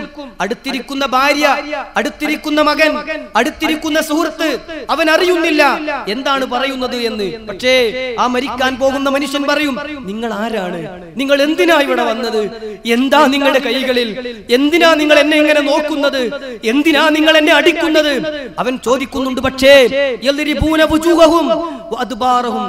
അവന്റെ മുതുകിലും അവന്റെ മുഖങ്ങളിലും അവന്റെ പാർശ്വങ്ങളിലും അടിച്ചടിച്ചടിച്ച് മലക്കുൽ മൗത്ത് അവന്റെ ആത്മാവ് വലിച്ചൂരുമെന്ന് ജീവിതത്തിൽ ഒരിക്കലും കള്ളം പറഞ്ഞിട്ടില്ലാത്ത, അള്ളാഹു കൊടുക്കുന്ന വഹി അനുസരിച്ച് മാത്രം മതകാര്യം നമ്മെ പഠിപ്പിച്ച നമ്മുടെ നേതാവ് മുഹമ്മദ് മുസ്തഫ സ്വല്ലല്ലാഹു അലൈഹി വസല്ലം പറയുകയാണ്, ഇത് സംഭവ്യമാണ്, ഇത് നിഷേധിക്കാൻ കഴിയില്ല. ഇത് നാളെ ഞാനും നിങ്ങളും അനുഭവിക്കേണ്ടി വരുന്ന, നീണ്ടു നിവർന്ന് നിസ്സഹായനായി ആർക്കും നമ്മെ സഹായിക്കാൻ പറ്റാത്ത, കണ്ണുകൾ പുറന്തള്ളുന്ന, ചുണ്ടുകൾ വിണ്ടുകീറുന്ന, ശരീരത്തിലെ ആത്മാവ് മുകളിലേക്ക് ഇങ്ങനെ വരുമ്പോ ആകെ കണങ്കാലും കൂട്ടിപ്പിരിച്ച് ആകെ പ്രയാസപ്പെടുന്ന ഒരു രംഗം പ്രിയമുള്ള സഹോദരിമാരെ എനിക്കും നിങ്ങൾക്കും വരാനുണ്ട്. നമ്മൾ എന്ത് ചെയ്യണം? ആ മരണം ഒരു നല്ല മരണമാകണം. ആ മരണത്തിന് മുമ്പ് നന്നായി ഒന്നൊരുങ്ങണം. മരണം നല്ല മരണമാകാനുള്ള ഏക മാർഗം ജീവിതം നല്ല ജീവിതമാക്കുക എന്നതാണ്. അറബിയിൽ അറിയപ്പെട്ടിട്ടുള്ള ഒരു സന്ദേശമാണ് മൻ ആശ അലാ ശൈഇൻ മാത അലൈഹി. ഒരാളുടെ ജീവിതം എങ്ങനെയാണോ അങ്ങനെയായിരിക്കും അയാളുടെ മരണം.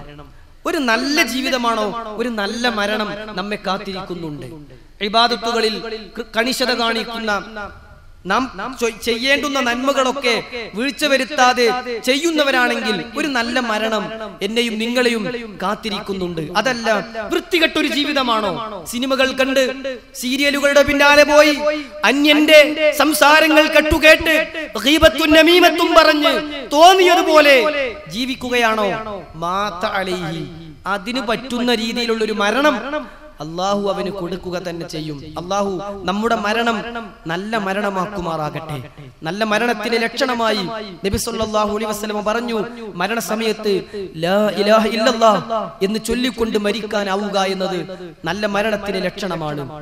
സൽക്കർമ്മങ്ങൾ ചെയ്തുകൊണ്ടേയിരിക്കെയുള്ള മരണം നല്ല മരണത്തിന്റെ ലക്ഷണമാണ്. ഏതെങ്കിലും പുണ്യം ചെയ്തുകൊണ്ടിരിക്കുമ്പോ, ഇപ്പോൾ ഈ ക്ലാസ് കേട്ടുകൊണ്ടിരിക്കുകയുള്ള മരണം, ഈ സംസാരം നിർവഹിച്ചുകൊണ്ടിരിക്കുകയുള്ള മരണം നല്ല മരണത്തിന്റെ ലക്ഷണമായി ഇസ്ലാം പഠിപ്പിച്ചു തരികയാണ്. വെള്ളിയാഴ്ച രാവിലോ പകലിലോ ഉള്ള മരണം നല്ല മരണത്തിന്റെ ലക്ഷണമാണ്. ഷഹീദിന്റെ മരണം നല്ല മരണത്തിന്റെ ലക്ഷണമാണ്. യുദ്ധത്തിൽ ശത്രുവിന്റെ വെട്ടേറ്റ് മരിക്കുന്നത് മാത്രമല്ല ഷഹീദ്, മറിച്ച് അവിടുന്ന് പറഞ്ഞു, വയറിന് അസുഖം ബാധിച്ചു മരിക്കൽ ഷഹീദിന്റെ മരണമാണ്. ഒരു പെണ്ണ് പ്രസവ സമയത്ത് മരണപ്പെടുന്നുവെങ്കിൽ അത് ഷഹീദത്തിന്റെ മരണമാണ്. തീപ്പൊള്ളലേറ്റ് മരിക്കുന്നതും, വെള്ളത്തിൽ മുങ്ങി മരിക്കുന്നതും, കെട്ടിടം തകർന്നു മരിക്കുന്നതും, പ്ലേഗ് ബാധിച്ചു മരിക്കുന്നതും നല്ല മരണത്തിന്റെ ലക്ഷണമാണ് എന്ന് റസൂലുള്ളാഹി സ്വല്ലല്ലാഹു അലൈഹി വസല്ലം നമുക്ക് പഠിപ്പിച്ചു തന്നിട്ടുണ്ട്. ചുരുക്കത്തിൽ നമ്മുടെ ഒരു മരണം ഒരു നല്ല മരണമാകണം. എന്താ സഹോദരിമാരെ നമ്മൾ ചെയ്യേണ്ടത്? നമ്മുടെ ജീവിതം നന്നാക്കുക. എന്റെ ജീവിതത്തിൽ ഒരു തിന്മയും ഞാൻ വരാൻ അനുവദിക്കൂല എന്ന് നമ്മൾ തീരുമാനിക്കുക, പ്രഖ്യാപിക്കുക. വന്നുപോയ പാപപ്പിഴവുകൾക്ക് ആത്മാർത്ഥമായി റബ്ബിനോട് തൗബ ചെയ്യുക. ഇല്ല റബ്ബേ, ഇനി ഞാൻ അങ്ങനെ ചെയ്യില്ല, ഇനി ഞാൻ അങ്ങനെ കാണില്ല, ഇനി ഞാൻ അങ്ങനെ പറയില്ല, അവനുമായി അന്യനുമായി എനിക്കൊരു ബന്ധമുണ്ടാകില്ല, എന്റെ ഭർത്താവിന് ഇഷ്ടമില്ലാത്തൊരു ബന്ധം ഇല്ല റബ്ബേ, ഇനി എനിക്കുണ്ടാകില്ല എന്ന് പറയാൻ, കരഞ്ഞ് തൗബ ചെയ്യാൻ പ്രിയമുള്ള സഹോദരിമാരെ നമ്മൾക്ക് സാധിച്ചില്ലെങ്കിൽ തീർച്ചയായും ഞാനും നിങ്ങളും ഖേദിക്കേണ്ടി വരുമെന്നതിൽ യാതൊരു സംശയവുമില്ല. അമലുകളെ കൊണ്ട് ജീവിതം നിറക്കാൻ നമുക്കാകണം. സത്യത്തിൽ അള്ളാഹു നമുക്ക് ജീവിതം തന്നത് എന്തിനാ? മരണം തന്നത് എന്തിനാ? മരണാനന്തരം ഒരു ജീവിതം ഒരുക്കിയത് എന്തിനാ? കാണാനുള്ള കണ്ണുകളും, കേൾക്കാനുള്ള കാതുകളും, നടക്കാനുള്ള കാലുകളും, പിടിക്കാനുള്ള കൈകളും, സംസാരിക്കാനുള്ള ചുണ്ടുകളും, നാവും, ശ്വസിക്കുവാനുള്ള മൂക്കും വായുവും അല്ലാഹു തന്നത് എന്തിനാ? ആകാശത്ത് വട്ടമിട്ട് പറക്കുന്ന പറവകളെ, ചന്ദ്രന്റെ നിലാവലകളെ, മിന്നിത്തിളങ്ങുന്ന താരകങ്ങളെ, കടലിന്റെ ആഴികളിൽ നീന്തി തുടിക്കുന്ന മത്സ്യങ്ങളെ അല്ല സൃഷ്ടിച്ചത് എന്തിനാണെന്നോ? നമ്മളിൽ ആരാ നല്ലത് ചെയ്യുക എന്ന് നോക്കാനാ. അതിനാ സഹോദരിമാരെ ജീവിതം. അല്ലാഹു ഖുർആനിന്റെ 67-ാം അധ്യായം സൂറത്തുൽ മുൽക്കിന്റെ 2-ാമത്തെ വചനത്തിലൂടെ നമ്മളോട് പറഞ്ഞതെന്താ? അല്ലദീ ഖലഖൽ മൗത വൽ ഹയാത ലിയബ്ലുവകും അയ്യുക്കും അഹ്സനു അമലാ. അല്ലദീ ഖലഖൽ മൗത വൽ ഹയാത്, നിങ്ങൾക്ക് ജീവിതത്തെയും മരണത്തെയും സൃഷ്ടിച്ചവനാണ് അല്ലാഹു. എന്തിനാണെന്നോ? ലിയബ്ലുവകും, അവൻ നിങ്ങളെ പരീക്ഷിക്കാൻ വേണ്ടി. അയ്യുക്കും അഹ്സനു അമല, നിങ്ങളിൽ ആരാണ് ഏറ്റവും നല്ല കർമ്മങ്ങൾ ചെയ്യുക, ഈ കൂട്ടത്തിൽ ആരാണ് ഏറ്റവും നല്ല സ്വഭാവമുള്ളവർ, ഏറ്റവും നല്ല കർമ്മങ്ങൾ ചെയ്യുന്നവർ എന്ന് പരിശോധിക്കാനാണ് അള്ളാഹു ജീവിതം തന്നിട്ടുള്ളത്, അള്ളാഹു മരണം തന്നിട്ടുള്ളത് എന്ന് അള്ളാഹു പറയുമ്പോ നമ്മളൊന്ന് നമ്മുടെ ജീവിതത്തെ വിലയിരുത്തണ്ടേ? എന്റെ വിശ്വാസം ശരിയായിട്ടുണ്ടോ എന്ന്, എന്റെ കർമ്മങ്ങൾ ഇസ്ലാമികമാണോ എന്ന്, എന്റെ സ്വഭാവം സൽ സ്വഭാവമാണോ എന്ന് പ്രിയമുള്ള സഹോദരിമാരെ നമ്മളൊന്ന് വിലയിരുത്തേണ്ടതുണ്ട്. അതിനുതകുന്ന ഏതാനും ചില കാര്യങ്ങളാണ് പരിമിതമായ സമയത്തിനുള്ളിൽ നിന്നുകൊണ്ട് ഇനി ഞാൻ സൂചിപ്പിക്കാൻ ഉദ്ദേശിക്കുന്നത്. നമ്മുടെ ജീവിതം നന്നാകാൻ, നമ്മുടെ ജീവിതം അള്ളാഹു ഇഷ്ടപ്പെടുന്ന ഒരു ജീവിതമാക്കി മാറ്റാൻ നമ്മൾ എന്താ ചെയ്യേണ്ടത്? ഏറ്റവും പ്രധാനം നമ്മുടെ വിശ്വാസം കളങ്കരഹിതമാക്കുക എന്നതാണ്. നിഷ്കളങ്കമായ വിശ്വാസം, അല്ലാഹുവിനെ മാത്രം ആരാധിക്കുന്ന, അവനോട് മാത്രം പ്രാർത്ഥിക്കുന്ന, അവന്റെ മുന്നിൽ മാത്രം സുജൂദ് ചെയ്യുന്ന, തന്റെ സങ്കടങ്ങളും വിഷമങ്ങളും റബ്ബിനോട് മാത്രം പറയുന്ന വിശ്വാസിനികളാകാൻ, സത്യവിശ്വാസിനികളാകാൻ, തൗഹീദിന്റെ ഉടമകളാകാൻ, ശിർക്കിന്റെ ലവലേശം പോലും നമ്മുടെ ജീവിതത്തിൽ വരുന്നില്ല എന്ന് ഉറപ്പുവരുത്താൻ നമ്മൾ തയ്യാറാകുക എന്നുള്ളതാണ് ഒന്നാമത്തെ കാര്യം. നമ്മുടെ ജീവിതം വിജയിക്കാൻ, മരണത്തിന് മുമ്പ് ഒരു നല്ല മരണത്തോടെ മരണാനന്തരമുള്ള ഖബർ ജീവിതവും പരലോകത്തെ സ്വർഗവും നരകവും തീരുമാനിക്കുമ്പോൾ സ്വർഗം കിട്ടാനും ഒക്കെയുള്ള പ്രധാനപ്പെട്ട ഒന്നാമത്തെ മാർഗം എന്താ? നമ്മുടെ വിശ്വാസം ശരിയാക്കണം. അള്ളാഹുവിലുള്ള വിശ്വാസം, മലക്കുകളിലുള്ള വിശ്വാസം, വേദഗ്രന്ഥങ്ങളിലുള്ള വിശ്വാസം, പ്രവാചകന്മാരിലുള്ള വിശ്വാസം, അന്ത്യദിനത്തിലുള്ള വിശ്വാസം, നന്മയും തിന്മയും അള്ളാഹുവിൽ നിന്നാണ് എന്ന വിശ്വാസം. ഇതാണല്ലോ വിശ്വാസങ്ങളിൽ ഏറ്റവും പ്രധാനപ്പെട്ടവ. ഇതുമുതൽ എന്തെല്ലാം വിശ്വാസ കാര്യങ്ങളുണ്ടോ അതിലൊരിക്കലും നമുക്കൊരു വീഴ്ചയും വരാൻ പാടില്ല. അള്ളാഹുവിനോട് മാത്രം പ്രാർത്ഥിക്കുന്ന വിഷയത്തിൽ പോലും ആളുകൾ ഇന്ന് പിഴച്ചുപോയ ആളുകളാണ്. ശിർക്ക് ജീവിതത്തിൽ ചെയ്ത് കൂട്ടുന്നവരാണ്. അല്ല സഹോദരിമാരെ, പച്ച മലയാളത്തിൽ പോലും ചിലർ എഴുതി വെച്ചത് എന്താണെന്നറിയോ? പ്രാർത്ഥന അള്ളാഹുവിനോട് മാത്രം എന്ന പ്രമേയം സാക്ഷാൽ ഇബ്ലീസിന്റെ പ്രമേയമാണ്. അള്ളാഹുവിനോട് മാത്രമേ പ്രാർത്ഥിക്കാവൂ എന്ന സന്ദേശം ഇബ്ലീസിന്റെ സന്ദേശമാണ് എന്ന് വിശുദ്ധ ഖുർആനിലൂടെ അള്ളാഹു പറഞ്ഞതെന്താ? ഖുൽ നബിയേ, അങ്ങ് ജനങ്ങളോട് പറയണം, ഇന്നമാ അദ്ഉ റബ്ബി, ഞാൻ എന്റെ റബ്ബിനോട് മാത്രമേ പ്രാർത്ഥിക്കുകയുള്ളൂ. അവനിൽ യാതൊന്നിനെയും ഞാൻ പങ്കു ചേർക്കുകയില്ല. അള്ളാഹു അല്ലാത്തവരോടൊരു പ്രാർത്ഥന ഒരിക്കലും ഉണ്ടായിക്കൂടാ. നോക്കൂ, പ്രവാചകന്മാരൊക്കെയും പ്രാർത്ഥിച്ചത് ആരോടാ? അള്ളാഹുവിനോട് മാത്രം. അമ്പിയാക്കളും ഔലിയാക്കളും സ്വാലിഹുകളും ശുഹദാക്കളും ബീവിമാരും ഒക്കെ നടത്തിയ പ്രാർത്ഥന ഖുർആനിൽ നമുക്ക് കാണാം. ആദം നബിയുടെ പ്രാർത്ഥന മുതൽ നബി സല്ലല്ലാഹു അലൈഹി വസല്ലമയുടെ പ്രാർത്ഥന വരെയുള്ള മുഴുവൻ പ്രവാചകന്മാരുടെയും പ്രാർത്ഥന ഖുർആനിലൂടെ അള്ളാഹു പഠിപ്പിച്ചപ്പോൾ അള്ളാഹുവിനോട് മാത്രമാണ് ആ പ്രാർത്ഥന എന്ന് നമുക്ക് കാണാൻ സാധിക്കും. പ്രാർത്ഥന മാത്രമല്ല, ശിർക്കാകുന്ന ഒന്നും നമ്മുടെ ജീവിതത്തിൽ ഉണ്ടാകാൻ പാടില്ല. ജാഹിലിയ കാലത്ത് നിലനിന്നിരുന്ന ഒരു ശിർക്കിന്റെ രൂപമാണ് ഇദ്ഹബ് ലാ തദ്ഹബ്, പോവുക പോകരുത് എന്ന് എഴുതി വെക്കും. എന്നിട്ട് അമ്പെയ്യും. ചെയ്ത അമ്പ് ഏതിനോടാണോ കൂടുതൽ ചേർന്ന് നിൽക്കുന്നത് അതനുസരിച്ചാണ് യാത്ര തീരുമാനിക്കുക. ഇദ്ഹബ് എന്നതിനോട് അമ്പ് കൂടുതൽ ചേർന്ന് നിന്നാൽ യാത്ര പോകാം. ലാ തദ്ഹബിനോടാണ് കൂടുതൽ ചേർന്ന് നിൽക്കുന്നതെങ്കിൽ യാത്ര പോകാൻ പാടില്ല എന്ന, അത് ദുശ്ശകുനമാണ് എന്ന് വിശ്വസിച്ചിരുന്ന ഒരു കാലഘട്ടം ജാഹിലിയ കാലത്ത് കഴിഞ്ഞു പോയിട്ടുണ്ട്. അവർ ഒരു പക്ഷിയെ എടുക്കും, എന്നിട്ട് ആ പക്ഷിയെ മുന്നിലേക്ക് അങ്ങ് പറപ്പിക്കും. പക്ഷി വലതുഭാഗത്തേക്ക് പാറിപ്പോയാൽ അന്ന് നല്ല ദിവസമാണ്, ഇടതുഭാഗത്തേക്ക് പാറിപ്പോയാൽ അന്ന് ദുശ്ശകുനമാണ് എന്ന് ചിന്തിച്ചിരുന്ന ആ വ്യക്തികളോട് നബി സല്ലല്ലാഹു അലൈഹി വസല്ലം പറഞ്ഞത് എന്താണെന്നറിയോ? അത്തീറത്തു ശിർകുൻ, ഇങ്ങനെ ശകുനം നോക്കൽ ശിർക്കാണ്. ഇങ്ങനെ ശകുനം നോക്കുന്നത് തെറ്റാണ്, ശിർക്കാണ്, അല്ലാഹുവിൽ പങ്കുചേർക്കലാണ്. അരുതേ, ഒരു ദിവസത്തിന്റെയും ഗുണവും ദോഷവും നിങ്ങൾ തീരുമാനിക്കല്ലേ.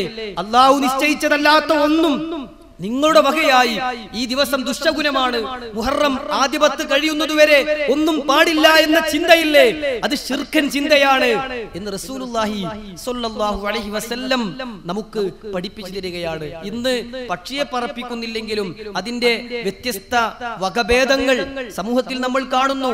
തത്തമ്മയെ കൊണ്ട് ചീട്ടടിപ്പിച്ച് കൈരേഖ പരിശോധിച്ച് ഇങ്ങനെ ഓരോ ഭാവി പറയുന്ന അവസ്ഥകൾ. സഹോദരിമാരെ, അതൊക്കെ ശിർക്കായിട്ടാണ് ഇസ്ലാം പഠിപ്പിച്ചു തന്നിട്ടുള്ളത്. ആ ശിർക്കോടുകൂടി മരിക്കുന്നവർക്ക് മരണം നല്ല മരണമാവുകയില്ല. അവരുടെ ഖബർ ജീവിതം സന്തോഷകരമായി തീരുകയില്ല. അവരുടെ മഹ്ശറിൽ ചെന്ന് നിൽക്കുന്ന അവസ്ഥ സഹിക്കാൻ പറ്റുകയില്ല. അവർ ആളിക്കത്തുന്ന നരകത്തിലെ തീയായി വിറകായി കത്തിക്കപ്പെടും എന്ന് നമ്മൾ മനസ്സിലാക്കണം. എത്രത്തോളം ചിലരെങ്കിലും നമ്മുടെ കൂട്ടത്തിൽ ഉണ്ടാവുകയില്ല എന്നറിയാം. എന്നാലും ചിലരെങ്കിലും അവർക്ക് ജീവിതത്തിൽ ബാധിക്കുന്ന പ്രയാസങ്ങൾക്ക് ആശ്വാസം എന്ന നിലയ്ക്ക് കൈകളിലും അരകളിലും കൈയിന്റെ ഈ ഭാഗങ്ങളിലുമൊക്കെ ചരട് ബന്ധിക്കുന്ന, ഐക്കല്ല് കെട്ടുന്ന, ഏലസ് കെട്ടുന്ന അവസ്ഥകൾ ഇന്ന് സമൂഹത്തിൽ നമ്മൾ കാണുന്നു. നബി സല്ലല്ലാഹു അലൈഹി വസല്ലം പറഞ്ഞത് എന്താ? മൻ അല്ലക തമീമ ഫഖദ് അശ്റക. ആരെങ്കിലും ഏലസ് കെട്ടിയാൽ അവൻ ചെയ്തത് ശിർക്കാണ്, അവൻ ചെയ്യുന്നത് ശിർക്കാണ്, അല്ലാഹുവിൽ പങ്കുചേർക്കലാണ് എന്ന് റസൂലുള്ളാഹി സ്വല്ലല്ലാഹു അലൈഹി വസല്ലം നമുക്ക് പഠിപ്പിച്ചു തരികയാണ്. ഞാൻ ആ ഭാഗം കൂടുതൽ വിശദീകരിക്കുന്നില്ല. അപ്പോൾ ഒന്നാമത്തേത് നമ്മുടെ വിശ്വാസം ശരിയാവുക എന്നതാണ്. രണ്ടാമത്തേത് നമ്മുടെ കർമ്മങ്ങൾ ആത്മാർത്ഥമാക്കുക എന്നതാണ്. നമ്മൾ ചെയ്യുന്ന ഓരോ കർമ്മവും കൂലി കിട്ടണം എന്ന ഉദ്ദേശത്തോടെ റസൂലുള്ള പറഞ്ഞ, അവിടുന്ന് പഠിപ്പിച്ച നല്ല കർമ്മങ്ങൾ ചെയ്യുക. അഹ്സനു അമല എന്ന് പറഞ്ഞാൽ കുറെ കർമ്മങ്ങൾ ചെയ്യലല്ല, ചെയ്യുന്നത് പ്രവാചകൻ പഠിപ്പിച്ചതായിരിക്കണം. കുറെ കർമ്മങ്ങൾ, കുറെ ദിക്റുകൾ ചൊല്ലുന്നു, പക്ഷേ പ്രവാചകൻ പഠിപ്പിച്ച എണ്ണമല്ല, പ്രവാചകൻ പഠിപ്പിച്ച രൂപമല്ല, സ്വന്തം വക ഉണ്ടാക്കിയതാ, സ്വീകരിക്കപ്പെടുകയില്ല. എത്രത്തോളം? ഒരു ഉദാഹരണം പറഞ്ഞാൽ വേഗത്തിൽ മനസ്സിലാകും. ഒരു അടിമ ഉടമയിലേക്ക്, ഞാനും നിങ്ങളും നമ്മുടെ റബ്ബിലേക്ക് അടുക്കാൻ കാരണമാകുന്ന ഏറ്റവും നല്ല സൽക്കർമ്മമാണ് സുജൂദ് ചെയ്യുക എന്നത് ആണല്ലോ. ഒരു സുജൂദിലാണ് ഒരു അടിമ ഉടമയിലേക്ക് ഏറ്റവും അടുക്കുന്നത്. റസൂലുള്ളാഹി സ്വല്ലല്ലാഹു അലൈഹി വസല്ലം പറഞ്ഞു, അഖറബു മാ യകൂനുൽ അബ്ദു ഇലാ റബ്ബിഹി വഹുവ സാജിദ്. ഒരു അടിമ ഉടമയിലേക്ക് ഏറ്റവും അധികം അടുക്കുന്ന സന്ദർഭം സുജൂദിലാകുമ്പോഴുള്ള സമയമാണ്. അവന്റെ ഹൃദയത്തെക്കാളും താഴെ അവന്റെ മസ്തിഷ്കം കൊണ്ടുപോയി വെക്കുന്ന പ്രവർത്തനം, അതാണ് അള്ളാഹുവിലേക്ക് അടുക്കാൻ ഏറ്റവും നല്ല മാർഗം. അതുകൊണ്ട് സുജൂദിൽ നിങ്ങൾ ധാരാളമായി പ്രാർത്ഥിച്ചോളൂ എന്ന് പ്രവാചകൻ പറഞ്ഞു. എത്രത്തോളം പണ്ഡിതന്മാർ ആ വിഷയത്തിൽ ഗ്രന്ഥം പോലും രചിച്ചിട്ടുണ്ട്. മൻ തൂഫിയ മിനൽ ഉലമാഇ വഹുവ സാജിദ്. സുജൂദിലായിരിക്കെ മരിച്ച പണ്ഡിതന്മാർ, സ്വഹാബി അടക്കമുള്ള അവിടുന്ന് അങ്ങോട്ട് നാളിതുവരെയുള്ള പണ്ഡിതന്മാർ സുജൂദ് ചെയ്തുകൊണ്ടിരിക്കെ മരിച്ച കുറെ ആളുകളുണ്ട്. അവരെ കുറിച്ച് പറയുന്ന ഗ്രന്ഥമാണ്. അപ്പൊ സുജൂദ് വളരെ പ്രധാനപ്പെട്ട ഇബാദത്താണ്. എന്നാൽ ഒരാള് ഇപ്പോൾ വെറുതെ ഒരു സുജൂദ് ചെയ്താൽ അത് സ്വീകരിക്കൂല എന്ന് മാത്രല്ല, അതിന് കുറ്റം കിട്ടും. എന്തേ കാരണം? പഠിപ്പിക്കപ്പെടാത്തൊരു സുജൂദ് ചെയ്യാൻ പാടില്ല. ആകെ 4 സുജൂദേ പഠിപ്പിക്കപ്പെട്ടിട്ടുള്ളൂ. ഒന്ന്, അവന്റെ നമസ്കാരത്തിൽ ചെയ്യുന്ന സുജൂദ്. 2, നമസ്കാരത്തിൽ മറവി പറ്റിയാൽ ചെയ്യുന്ന സഹുവിന്റെ സുജൂദ്. 3, ഖുർആനിലെ ചില ആയത്തുകൾ ഓതിപ്പോകുമ്പോൾ ചെയ്യുന്ന തിലാവത്തിന്റെ സുജൂദ്. 4, വലിയ അനുഗ്രഹങ്ങൾ ലഭിക്കുമ്പോൾ ചെയ്യുന്ന ശുക്രിന്റെ സുജൂദ്. ഈ 4 സുജൂദ് അല്ലാത്ത ഒരു സുജൂദ് ഒരാൾ ചെയ്താലേ സ്വീകരിക്കൂല എന്നല്ല പ്രശ്നം, അതിന് കുറ്റം കിട്ടും. റസൂലുള്ള പഠിപ്പിക്കാത്ത ഒരു ഇബാദത്ത് നമ്മുടെ ജീവിതത്തിൽ ഉണ്ടാകാൻ പാടില്ല. ഒരു രൂപം, ഒരു ആചാരം റസൂലുള്ള പഠിപ്പിക്കാത്ത പുണ്യം കിട്ടും എന്ന ഒരു ചിന്ത നമുക്കുണ്ടാകാൻ പാടില്ല. ബിദ്അത്തുകൾ നമ്മുടെ ജീവിതത്തിൽ വരാൻ പാടില്ല. മറിച്ച് ഇസ്ലാം പഠിപ്പിച്ച ധാരാളം സുന്നത്തുകൾ നമ്മുടെ ജീവിതത്തിൽ ധാരാളമായി നമ്മൾ ചെയ്യണം. സുജൂദുകൾ വർദ്ധിപ്പിക്കുക അഥവാ സുന്നത്ത് നമസ്കാരങ്ങൾ അധികരിപ്പിക്കുക എന്ന് പ്രവാചകൻ സ്വല്ലല്ലാഹു അലൈഹി വസല്ലം നമുക്ക് പഠിപ്പിച്ചു തന്നിട്ടുണ്ട്. അതാണ് രണ്ടാമതായി നമുക്ക് ചെയ്യാനുള്ളത്. എന്ത്? കർമ്മങ്ങൾ ധാരാളമായി നമ്മൾ ചെയ്യുക, നമ്മുടെ നന്മകൾ വർദ്ധിപ്പിക്കുക. നമ്മുടെ തിന്മകൾ പുറത്തു കിട്ടാനുള്ള പ്രധാനപ്പെട്ട ഒരു മാർഗം കൂടിയാണ് നന്മകൾ വർദ്ധിപ്പിക്കുക എന്നത്. അതുകൊണ്ട് നന്മകളിൽ പ്രിയമുള്ള സഹോദരിമാരെ നമ്മൾ കൂടുതൽ താല്പര്യം കാണിക്കണം. നമ്മൾ മനസ്സ് വെച്ചാൽ വലിയ പുണ്യം കിട്ടുന്ന ചെറിയ ശ്രമത്തിലൂടെ പറ്റുന്ന ഒരുപാട് കർമ്മങ്ങൾ ഇസ്ലാം പഠിപ്പിച്ചു തന്നിട്ടുണ്ട്. നബി സല്ലല്ലാഹു അലൈഹി വസല്ലം പറഞ്ഞു, 2 മുസ്ലിമീങ്ങൾ തമ്മിൽ കണ്ടുമുട്ടുകയും എന്നിട്ട് മുസാഫഹത്ത് നൽകുകയും ചെയ്താൽ, ഇപ്പൊ നിങ്ങളൊക്കെ പരസ്പരം പരസ്പരം കണ്ടുമുട്ടിയപ്പോ സലാം പറഞ്ഞ് കൈ കൊടുത്തിട്ടുണ്ടാകും. അതിന് വലിയ കൂലിയാണ് ഉദ്ദേശത്തോടു കൂടി ചെയ്താൽ. നബി സല്ലല്ലാഹു അലൈഹി വസല്ലം പറയാണ്, ഒരാൾ മറ്റൊരാൾക്ക് മുസാഫഹത്ത് ചെയ്താൽ, ചെയ്യാൻ പറ്റാത്തത് ഞാൻ വിശദീകരിക്കേണ്ടതില്ല, നിങ്ങൾക്കറിയാം. ഒരു പെണ്ണ് അന്യപുരുഷന് മുസാഫത്ത് നൽകാൻ പാടില്ല. ഒരു പുരുഷൻ ഒരു അന്യ പെണ്ണിന് കൈ കൊടുക്കാൻ പാടില്ല. അത് സമ്മാനം തരുന്ന ആളാണെങ്കിലും സ്റ്റേജിൽ വെച്ചാണെങ്കിലും കുടുംബത്തിലെ ആളാണെങ്കിലും മഹറമല്ലാത്ത ആളുകൾക്ക് മുസാഫത്ത് നൽകാൻ പാടില്ല. എന്നാൽ ഒരു പെണ്ണിന് തന്റെ സഹോദരനാണെങ്കിൽ, തന്റെ ഭർത്താവാണെങ്കിൽ, തന്റെ ഉപ്പയാണെങ്കിൽ, തന്റെ മകനാണെങ്കിൽ, മഹറമാണെങ്കിൽ മുസാഫത്ത് നൽകാം. അങ്ങനെ അനുവദിക്കപ്പെട്ട സ്ത്രീകൾ പരസ്പരം, പുരുഷന്മാർ പരസ്പരം ഒക്കെ മുസാഫത്ത് നൽകുമ്പോ റസൂലുള്ള പറയാണ്, അല്ലാഹു രണ്ട് കാര്യം ഏറ്റെടുക്കും. ഒന്ന്, ആ മുസാഫത്ത് ചെയ്ത രണ്ടുപേരുടെയും പാപങ്ങൾ അല്ലാഹു പുറത്തു കൊടുക്കും. രണ്ട്, രണ്ടുപേരുടെയും പ്രാർത്ഥന അല്ലാഹു സ്വീകരിക്കും. കണ്ടോ, എന്തിപ്പോ നമ്മൾ ചെയ്യേണ്ടതുള്ളൂ? സാധാരണ ചെയ്യണ പണി തന്നെയാണ്. ഈ ഉദ്ദേശത്തോടെ നമ്മളൊന്ന് കൈ കൊടുത്താൽ, നമ്മളൊന്ന് മുസാഫഹത്ത് ചെയ്താൽ പാപം പുറത്തു കിട്ടും, പ്രാർത്ഥനക്കുത്തരം കിട്ടും എന്ന് റസൂലുള്ളാഹി സ്വല്ലല്ലാഹു അലൈഹി വസല്ലം നമുക്ക് പഠിപ്പിച്ചു തരികയാണ്. സഹോദരിമാരെ, നോക്കൂ നിങ്ങൾ, ഏതെങ്കിലും ഒരാൾ രാത്രി വുളുവോടുകൂടി ഉറങ്ങാൻ കിടന്നാൽ അല്ലാഹു ഏൽപ്പിച്ച മലക്ക് അവൾക്ക് വേണ്ടി, അവനു വേണ്ടി പ്രാർത്ഥിക്കും. അല്ലാഹുവേ, ഈ അടിമക്ക് പാപങ്ങൾ പുറത്തു കൊടുക്കണേ, ഇയാൾ വുളുവെടുത്ത് കിടന്ന ആളാണ്. കണ്ടോ, ഇതിനൊക്കെ എന്തെങ്കിലും അധ്വാനം ആവശ്യമുണ്ടോ? നമ്മളൊന്ന് ഉറങ്ങാൻ കിടക്കുമ്പോ ഒന്ന് വുളുവോടുകൂടി കിടന്നാൽ എന്തൊരു പ്രതിഫലമാണ് പ്രിയമുള്ള സഹോദരിമാരെ അതിലൂടെ നമുക്ക് കിട്ടുന്നത്. നബി സല്ലല്ലാഹു അലൈഹി വസല്ലം നമുക്ക് പഠിപ്പിച്ചു തരികയാണ്. ഒരിക്കൽ സുബ്ഹ് കഴിഞ്ഞ് തന്റെ വീട്ടിലേക്ക് ചെന്നപ്പോ ജുവൈരിയ റളിയല്ലാഹു അൻഹ, തന്റെ ഭാര്യ, അവിടെ ഇരുന്ന് ദിക്ർ ചൊല്ലുന്നത് നബി സല്ലല്ലാഹു അലൈഹി വസല്ലം കണ്ടു. അവിടുന്ന് ചോദിച്ചു, അല്ല ജുവൈരിയ, നീ എന്താണ് ചെയ്യുന്നത്? ദിക്ർ ചൊല്ലുകയാണ്. പ്രവാചകൻ പുറത്തുപോയി കുറെ സമയം കഴിഞ്ഞു വന്നപ്പോഴും അവിടെ ഇരുന്ന് ദിക്ർ ചൊല്ലുന്നുണ്ട്. അപ്പൊ നബി സല്ലല്ലാഹു അലൈഹി വസല്ലം പറഞ്ഞു, ജുവൈരിയ, നീ ഇത്രയും സമയം ചൊല്ലിയ ദിക്റും ഞാൻ വെറും 3 തവണ ചൊല്ലിയ ദിക്റും അള്ളാഹുവിന്റെ മീസാനിൽ വെച്ച് നോക്കിയാൽ ഞാൻ ചൊല്ലിയ ദിക്റിനാണ് ഭാരം കൂടുതൽ ഉണ്ടാവുക, എനിക്കാ കൂടുതൽ പ്രതിഫലം കിട്ടുക. എന്നിട്ട് പ്രവാചകൻ അത് പഠിപ്പിച്ചു കൊടുത്തു. രാവിലെ 3 തവണ ചൊല്ലാനുള്ള ദിക്റായി സുബ്ഹാനല്ലാഹി വബിഹംദിഹി അദദ ഖൽഖിഹി വരിള നഫ്സിഹി വസിനത അർശിഹി വമിദാദ കലിമാതിഹി. പ്രിയമുള്ള ഉമ്മമാരെ, എന്റെ ശബ്ദം കേൾക്കുന്ന സഹോദരിമാരെ, ഇന്ന് രാവിലെ 3 തവണ ഈ ദിക്ർ നമ്മൾ ചൊല്ലിയോ? സ്വന്തത്തോട് ചോദിക്ക്. സുബ്ഹാനല്ലാഹി വബിഹംദിഹി അദദ ഖൽഖിഹി വരിള നഫ്സിഹി വസിനത അർശിഹി വമിദാദ കലിമാതിഹി എന്ന് 3 തവണ ചൊല്ലുമ്പോഴേക്ക് മീസാനിൽ നമ്മുടെ നന്മയും തിന്മയും തൂക്കി നോക്കുന്ന ത്രാസിൽ നന്മയുടെ ഭാഗത്ത് വലിയ ഭാരമുണ്ടാകും എന്ന് റസൂലുള്ളാഹി സ്വല്ലല്ലാഹു അലൈഹി വസല്ലം നമുക്ക് പഠിപ്പിച്ചു തരികയാണ്. അവിടുന്ന് പറഞ്ഞു, കലിമത്താനി ഖഫീഫത്താനി അലൽ ലിസാൻ, നാവിന് പറയാൻ വളരെ എളുപ്പമുള്ള 2 പദങ്ങളുണ്ട്. ഹബീബത്താനി ഇലർ റഹ്മാൻ, അല്ലാഹുവിന് അത് വളരെ ഇഷ്ടമാണ്. സഖീലത്താനി ഫിൽ മീസാൻ, അത് നന്മയുടെ ഭാഗത്ത് വലിയ ഭാരമുണ്ടാക്കും. സുബ്ഹാനല്ലാഹി വബിഹംദിഹി സുബ്ഹാനല്ലാഹിൽ അലീം എന്നാണ് അത് എന്ന് തിരുനബി സല്ലല്ലാഹു അലൈഹി വസല്ലം പഠിപ്പിച്ചു തരുമ്പോ സൽക്കർമ്മങ്ങളെ കൊണ്ട്, ദിക്റുകളെ കൊണ്ട്, ദുആഉകളെ കൊണ്ട് നമ്മുടെ ജീവിതത്തെ ധന്യമാക്കാൻ സഹോദരിമാരെ നമ്മൾ ശ്രദ്ധിക്കാറുണ്ടോ? നമ്മൾ ശ്രമിക്കാറുണ്ടോ? നമ്മൾ ആലോചിക്കണം. മറ്റൊന്ന്, നമ്മുടെ സംസാരം, നമ്മുടെ ഇടപെടലുകൾ, നമ്മുടെ മക്കളോടുള്ള വാക്കുകൾ ഓരോന്നും ശുദ്ധമാക്കാൻ പ്രിയമുള്ളവരെ നമുക്ക് കഴിയണം. എത്രത്തോളം നബി സല്ലല്ലാഹു അലൈഹി വസല്ലം പറയാണ്, ഏതെങ്കിലും ഒരു അടിമ വല്ലതിനെയും ശപിച്ചു കഴിഞ്ഞാൽ ആ ശാപവാക്ക് ആകാശത്തേക്ക് കയറിപ്പോകും.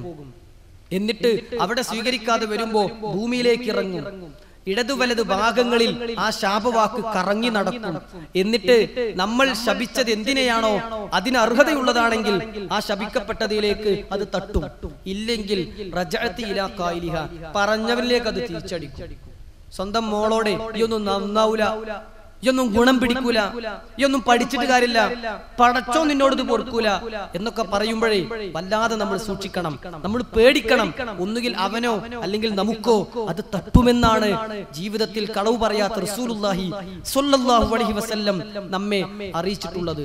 അതല്ലെങ്കിലും നമ്മുടെ മക്കളെ ശപിക്കാൻ ഇസ്ലാം നമുക്ക് അനുവാദം തന്നിട്ടില്ല. സ്നേഹത്തോടെ, ഐക്യത്തോടെ, നല്ല വാക്കുകളോടെ അവരെ വളർത്തണം.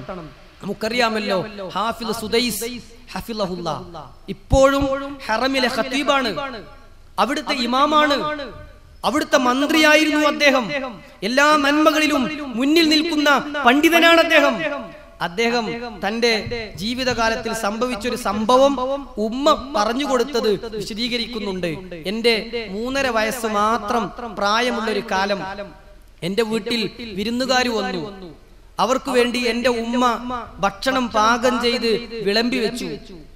എട്ടും പൊട്ടും തിരിയാത്ത, വികൃതി നിറഞ്ഞ, കുസൃതി നിറഞ്ഞ ആ പ്രായത്തിൽ ഞാൻ പുറത്തുപോയി മണല് വാരി കൊണ്ടുവന്ന് എന്റെ ഉമ്മ വിളമ്പി വെച്ച ഭക്ഷണത്തിലേക്ക് വിതറി.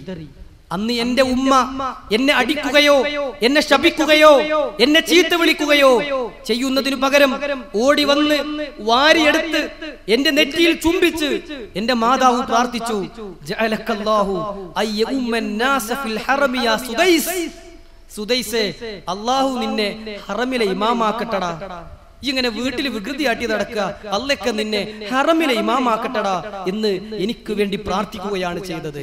ഹാഫിദ് സുദൈസ് പറയുകയാണ്, എന്റെ ഉമ്മയുടെ അന്നത്തെ പ്രാർത്ഥനയുടെ ഫലമാണ് ഇന്ന് ഈ ഉന്നതമായ സ്ഥാനത്തേക്ക് എന്നെ എത്തിച്ചത് എന്ന് ഞാൻ ഉറച്ചു വിശ്വസിക്കുന്നു എന്ന്.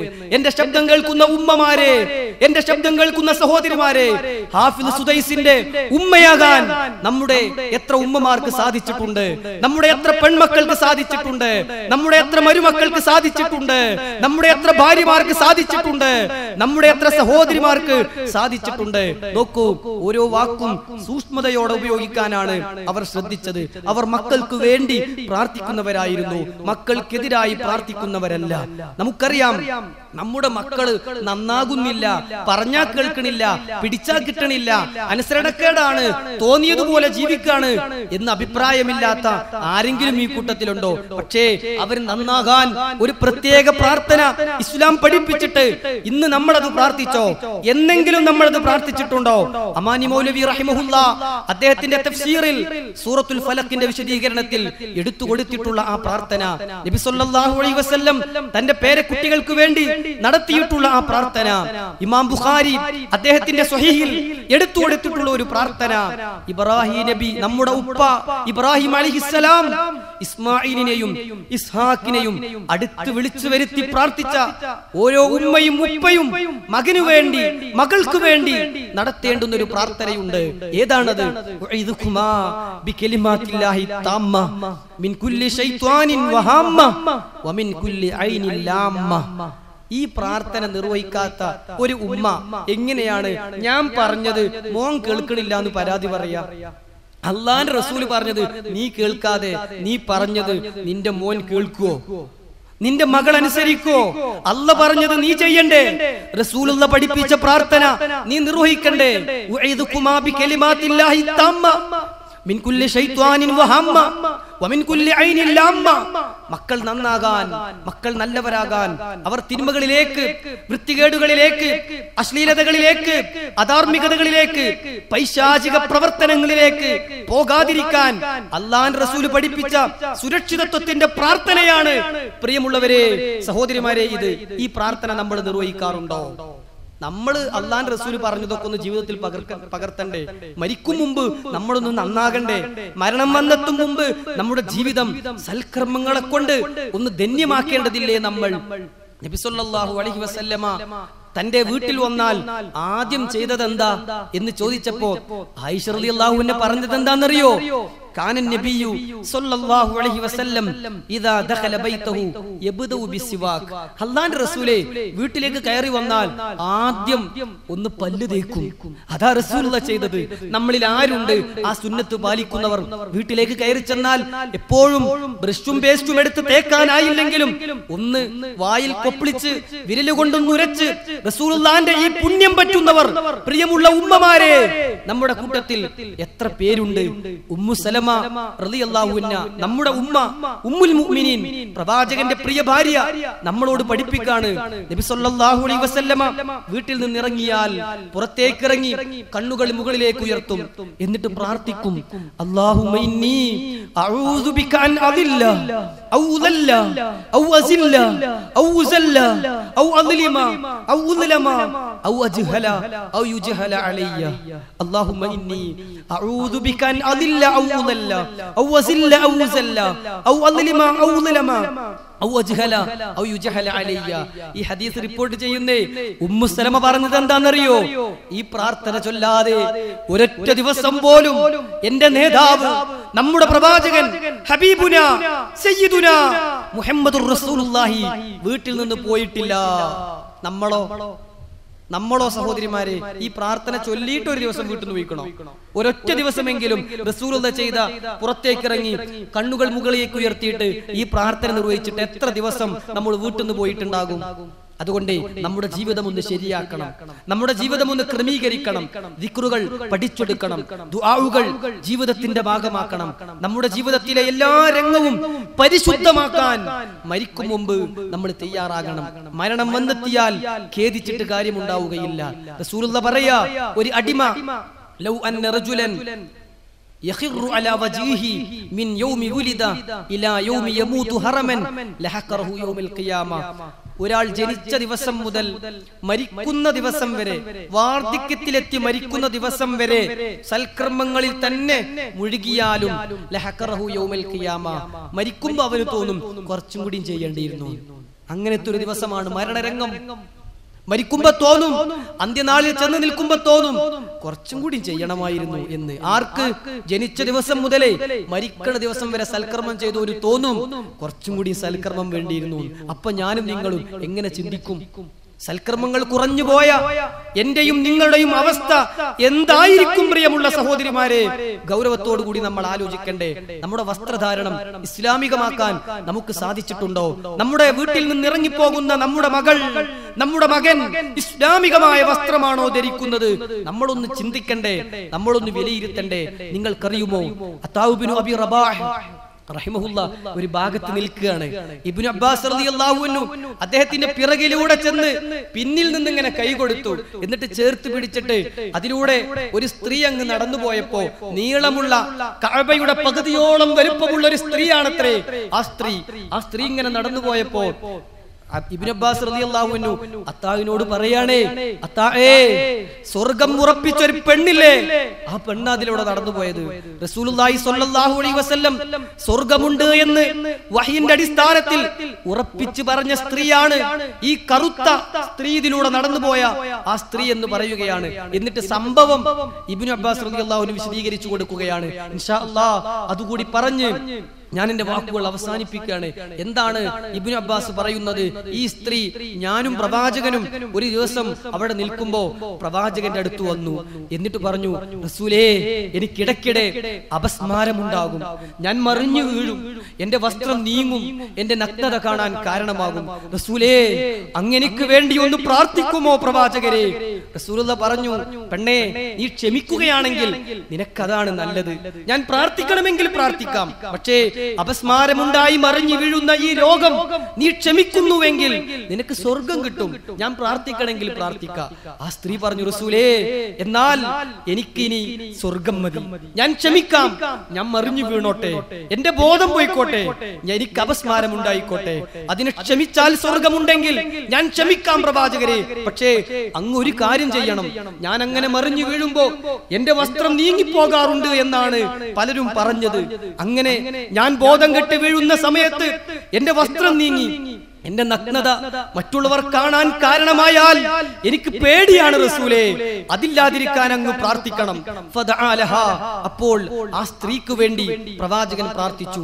എന്റെ പ്രിയപ്പെട്ട ഉമ്മമാരെ, എന്റെ ശബ്ദം കേൾക്കുന്ന സഹോദരിമാരെ, ഞാൻ ബോധമില്ലാതെ വീണ് കിടക്കുമ്പോൾ പോലും എന്റെ നഗ്നത ഒരാളും കാണാൻ ഇടവരരുതേ എന്നാഗ്രഹിച്ച ആ സ്വഹാബി വനിത പോകുന്ന സ്വർഗത്തിൽ പോകണമെന്ന് ആഗ്രഹിക്കുന്ന നമ്മൾ ബോധപൂർവം എന്റെ നഗ്നതയുടെ അല്പഭാഗമെങ്കിലും, എന്റെ കാലെങ്കിലും, എന്റെ കയ്യിന്റെ അല്പഭാഗമെങ്കിലും, എന്റെ കഴുത്തെങ്കിലും ആളുകളൊന്ന് കണ്ടിരുന്നെങ്കിൽ എന്ന രൂപത്തിൽ വസ്ത്രം ധരിക്കുന്നുവെങ്കിൽ അവര് പോയ സ്വർഗത്തിൽ എങ്ങനെയാ പ്രിയമുള്ളവരെ ഞാനും നിങ്ങളും പോവുക?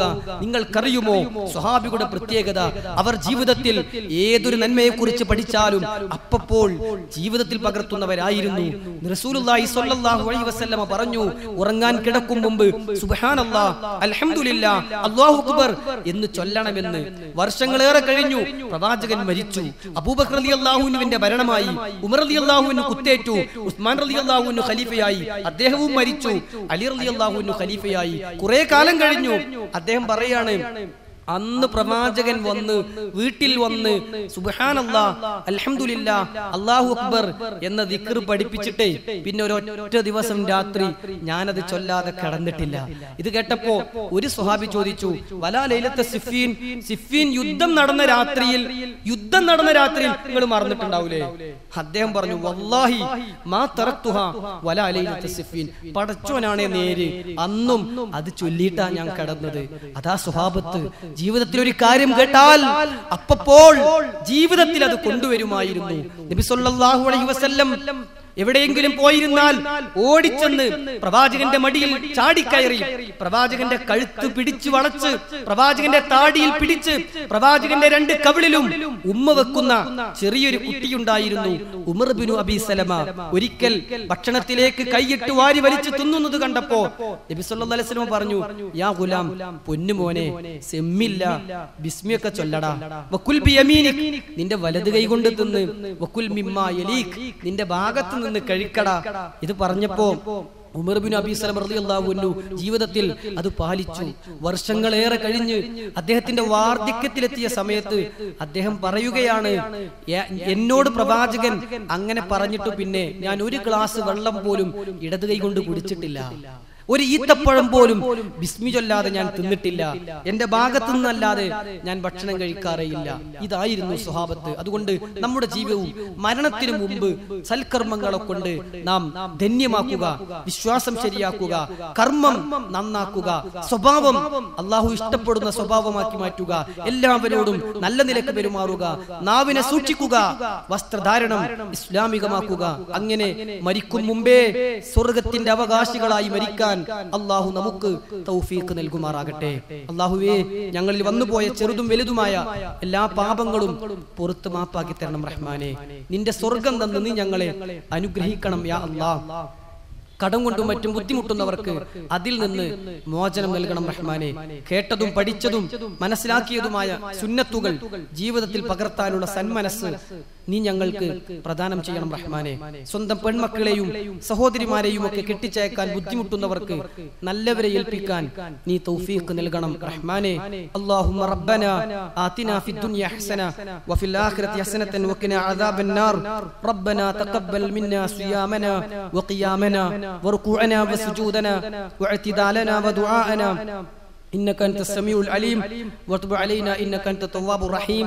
أقول قولي هذا وأستغفر الله لي ولكم فاستغفروه إنه هو الغفور الرحيم. وصلى الله على نبينا محمد وعلى آله وصحبه أجمعين والحمد لله رب العالمين. السلام عليكم ورحمة الله وبركاته.